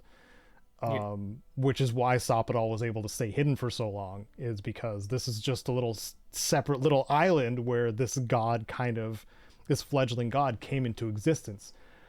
Unfortunately, this god Sopadal was also essentially a child with ridiculous amounts of power, which is why when you play through all the memories, Sopadal is kind of learning their strengths and literally having tantrums when things don't go their way, and those tantrums are just causing natural disasters and killing a lot of their followers in the process, and then they feel bad, and then they try to win back their respect, and then something else happens that makes them mad again, and then they do it all over again. But your arrival is after so much time of Sopadal kind of sitting with that and learning from their mistakes, and you kind of teaching them how to react in certain situations or how to act, because they never had that. They never had their own directives uploaded to them like the other gods did, because they were, again, manufactured. So you get to be kind of a part of that if you want to, being a part of the God of the Living Lands, because I don't know the logistics of you becoming a godlike from them so far away. I don't know how that worked, because you're supposed to be linked somehow to the Audra and the souls. I'm sure there's an explanation for that. They do really good at explaining stuff. I just don't know the details of that. But the whole idea of this new god and being the main lore bomb of the Pillars universe, I think was really, really cool. And also being able to decide on Sopadal's fate too. At the end of the game. That was a decision I was not confident about. The fact that it could go any direction. You really don't know what the right choice is. Yeah. I made the right choice, obviously. I did amazing. Of course. But of course. I was not certain I was making the right choice. Mm-hmm. Yeah, because even though you learn about Sopadal does kind of learn from their past as you're finding out about it. They're also they are still cryptic in how they talk, so you're not entirely sure that they're fully understanding what it means to make sure that your followers aren't just killed in an earthquake when you get pissed off. So you have to trust that Sopadal knows what you're saying. And also the idea of we didn't go over Sargamus, the Aethys godlike that was still around. And he was making the Aethys effigy, and he was making it into kind of a new manifestation of Aethys, or trying to. And it just didn't, regardless of how the quest goes, it just doesn't work. Which I think is great. But one of the options you have is allowing Sopadal to inhabit that body. Were you able to do that as well? That's the one option I chose. Yeah. Okay, cool. Like when you said, "Oh, it doesn't work," I was like, "Worked for me." It doesn't work for what Sargamas wanted to do with it. Yeah, what his purpose is. Because he wanted to get Aethys. He wanted to get Aethys back on the mortal plane to slap the crap out of him. That's essentially what he wanted to do, because he was still pissed at Aethys for just like abandoning him. Like he had some abandonment issues. He's got a whole backstory thing that I don't even know all of it, because it's in the second Pillars game. Like he's referenced a lot. Sargamas is. And Aethys is a big part of that game. But setting up Soppadal with a means of being in the living lands physically and being a part of it is like part of the like positive side of it, where they're able to learn more by doing kind of thing in a physical sense, which is kind of nice. It's just like a toddler running around and, you know, touching grass and swimming and stuff. Jumping over mountains. Yeah, jumping over mountains. Like toddlers. Yeah, like toddlers do. You know, sitting on a volcano, you know. Yeah. Like toddlers do. Mm-hmm. Yep. But there's also the option of, because you're the godlike of Soppadal, you can just absorb their essence. That's insane. I mean, I don't know enough about Pillars lore, but that seems like that would do a lot. That would like turn you into a god. Maybe? And it kind of does. Because like if you're doing the good ending, Soppadal opens a portal for you to go directly to Dawnshore. Mm-hmm. Whereas if you absorb Soppadal, you just rip a hole into the fabric of reality yourself and jump through it. Like, it's kind of badass. But like both of the outcomes do seem like they were effective, I guess. In like how you interact with Soppadal.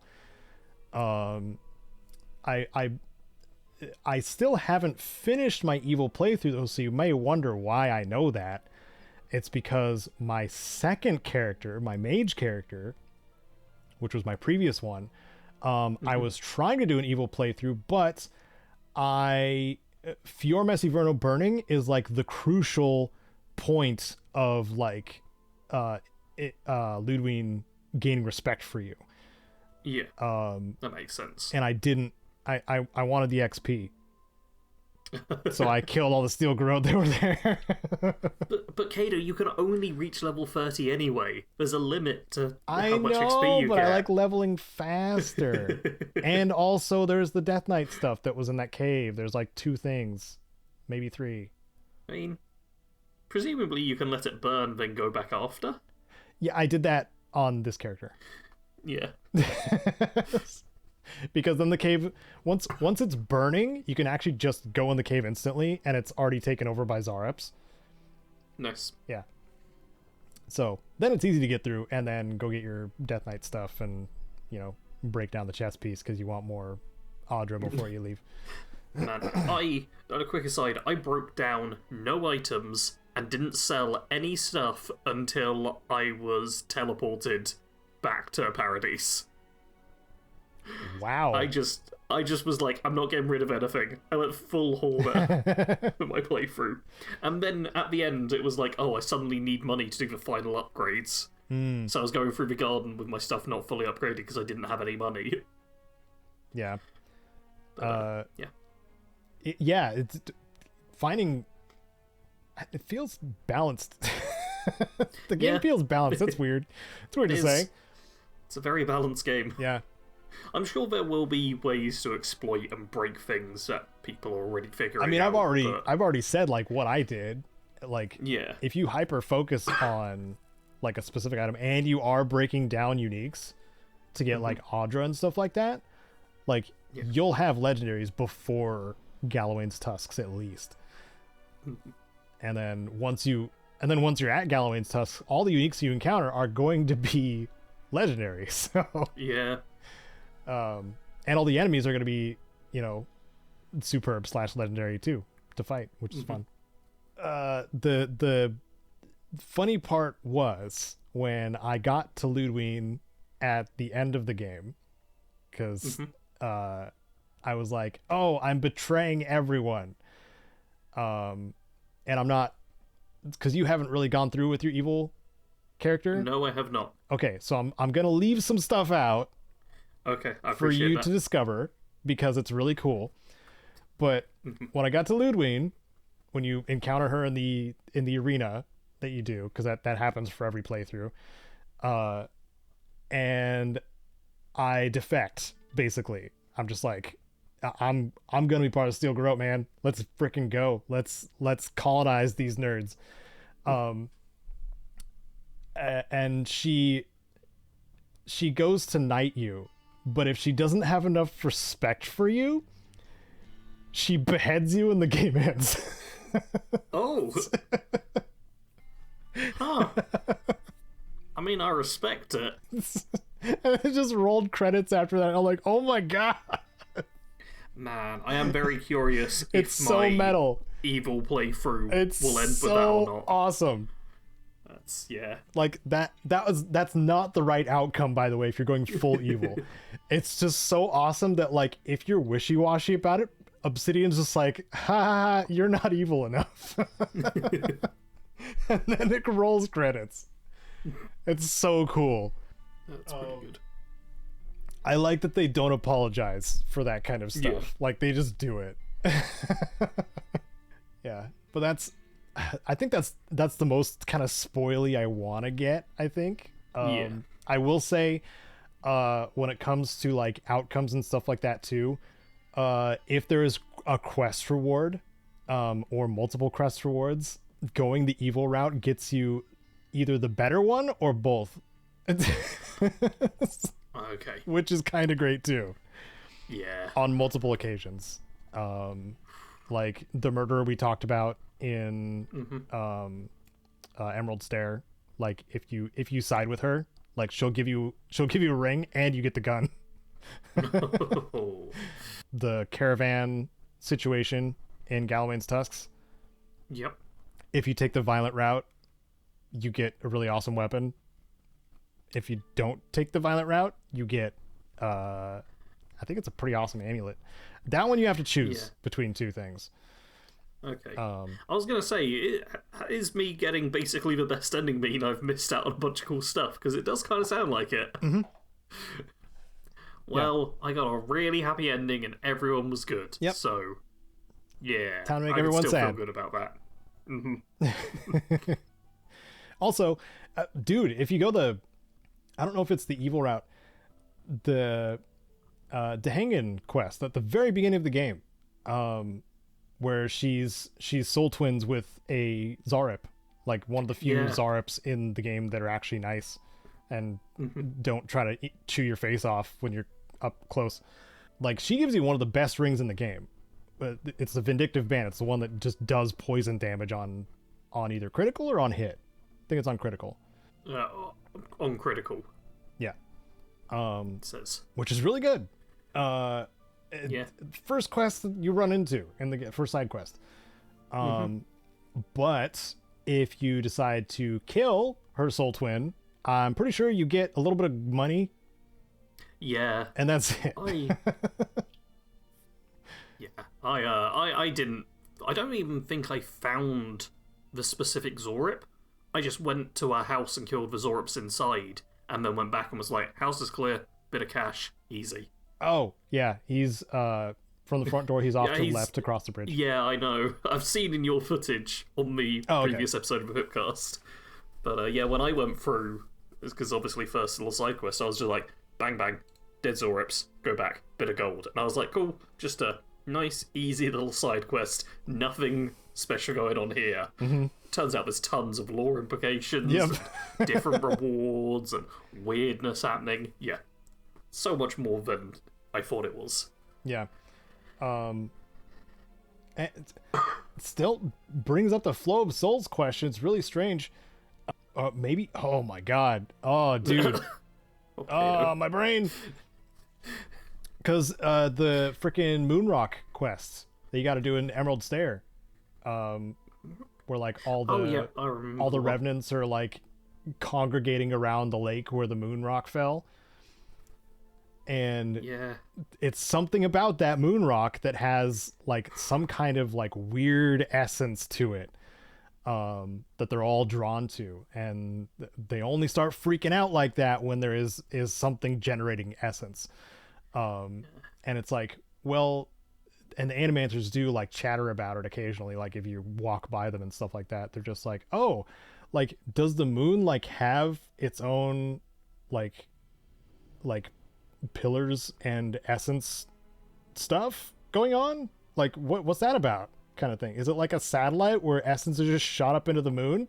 What? So the implications of that are they get like way into the metaphysical bullcrap of the world.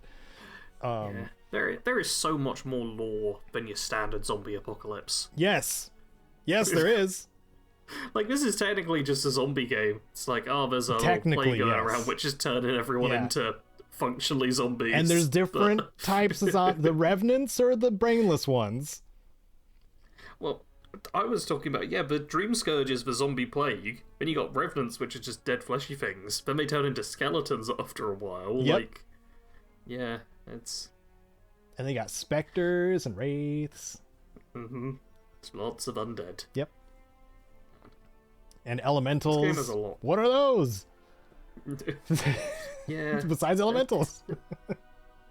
There's a lot in this game. Yeah. Especially considering it's not that long. Oh, yeah. Like, they've jam-packed it. Mm-hmm. You do not spend time really just existing in the world. There's always stuff happening. Mm-hmm. It is a busy, busy game. Yeah. In a good way. Yeah. Yeah. I mean, I do like being able to just exist and chill out in a world, and you can do that at the party camp if you so wish, but for the most part it is like, there's stuff going on. There's a lot going on. Yeah. There's just a lot. I like stuff. Why don't let's call the topic there. That was a lot of spoilery stuff, for sure. Yeah. My overall feeling on the game hasn't changed, except I will say this game has already held my interest longer than the Outer Worlds had. Like, I've gotten through two full playthroughs, and I immediately started a third. Nice. I do not do that very often unless I really enjoy something. Yeah. And also am using it as kind of a springboard to record specific things. Yeah. Because there is also that. Like this save that my evil playthrough, I'm also recording the star metal and treasure map stuff. So, which will be the next guides that I do. Yeah. Speaking of things we're doing, hey Sarge, what are you doing?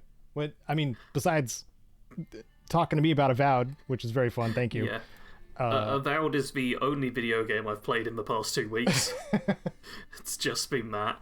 I've been making a bunch of content for Avowed, obviously, so I'm going to go over that quickly.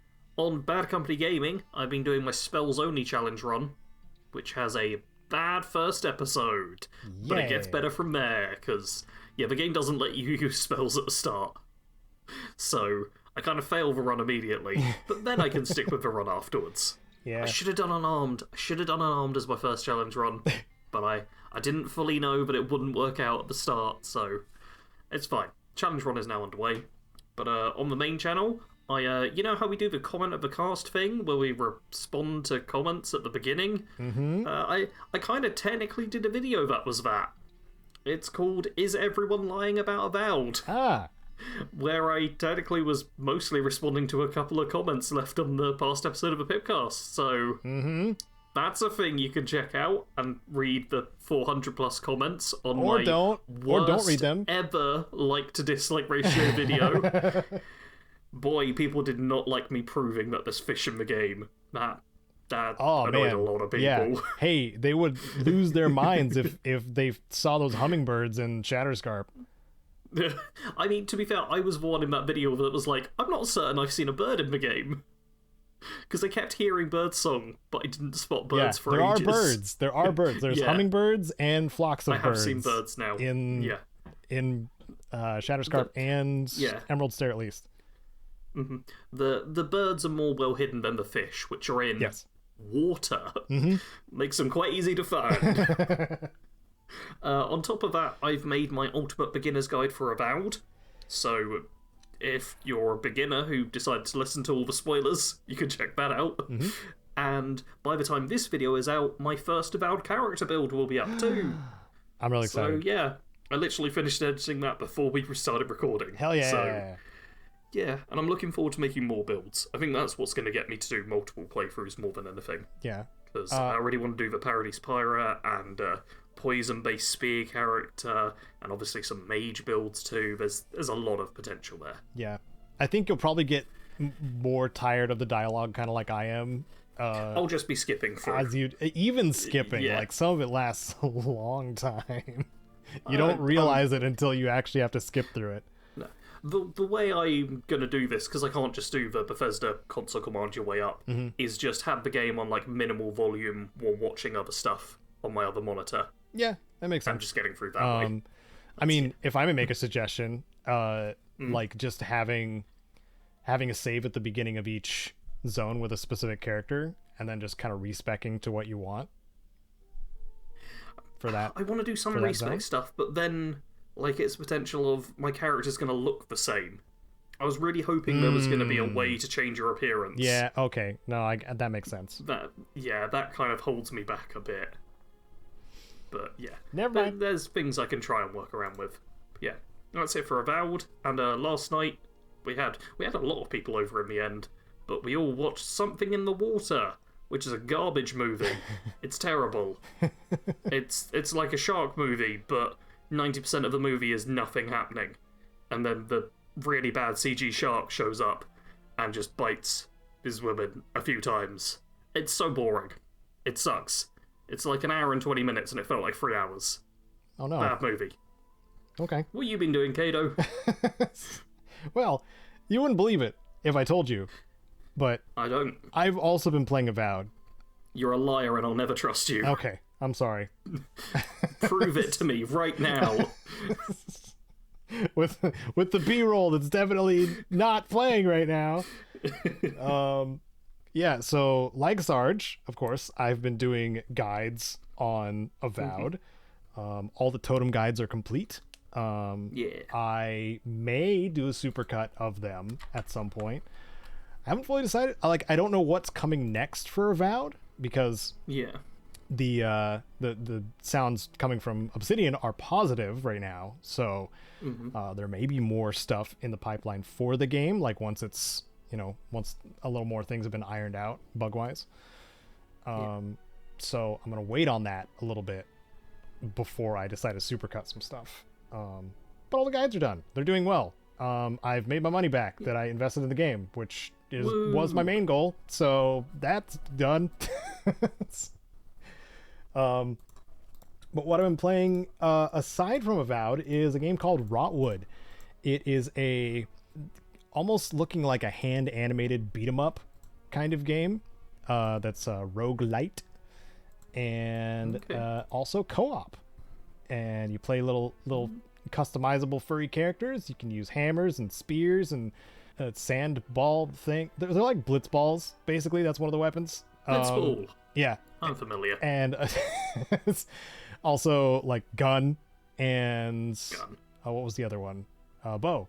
The current available weapons, and all the animations are so satisfying and nice. Like when we're talking about feedback on Avowed, like the feedback on this game, even though it's not first person, is still really nice. And it is I think we all me, Jared, and Tifa all got to basically the end and current end boss of the game. But of course there are like higher heat levels or whatever the game calls them of those kinds of levels. God, I can't even think of words right now. But it has been a lot of fun. If you like a short burst of roguelike beat 'em up kind of stuff, Rotwood is really good, especially if you got people to play with. and it's a game I recommend. It's got a little bit of Monster Hunter inspiration in there too, which is nice. Last thing I did, because you were talking about a bad movie you watched. I'm gonna talk about a bad movie I watched, and I watched the third Venom movie. I forgot what the whole title was. I just say Venom 3 because that's what it is. Venom thrice. Venom thrice. I thrice your venom. I did not have high expectations. Like, the Venom films have been mid at best. But it was so stupid that I was entertained the whole time through.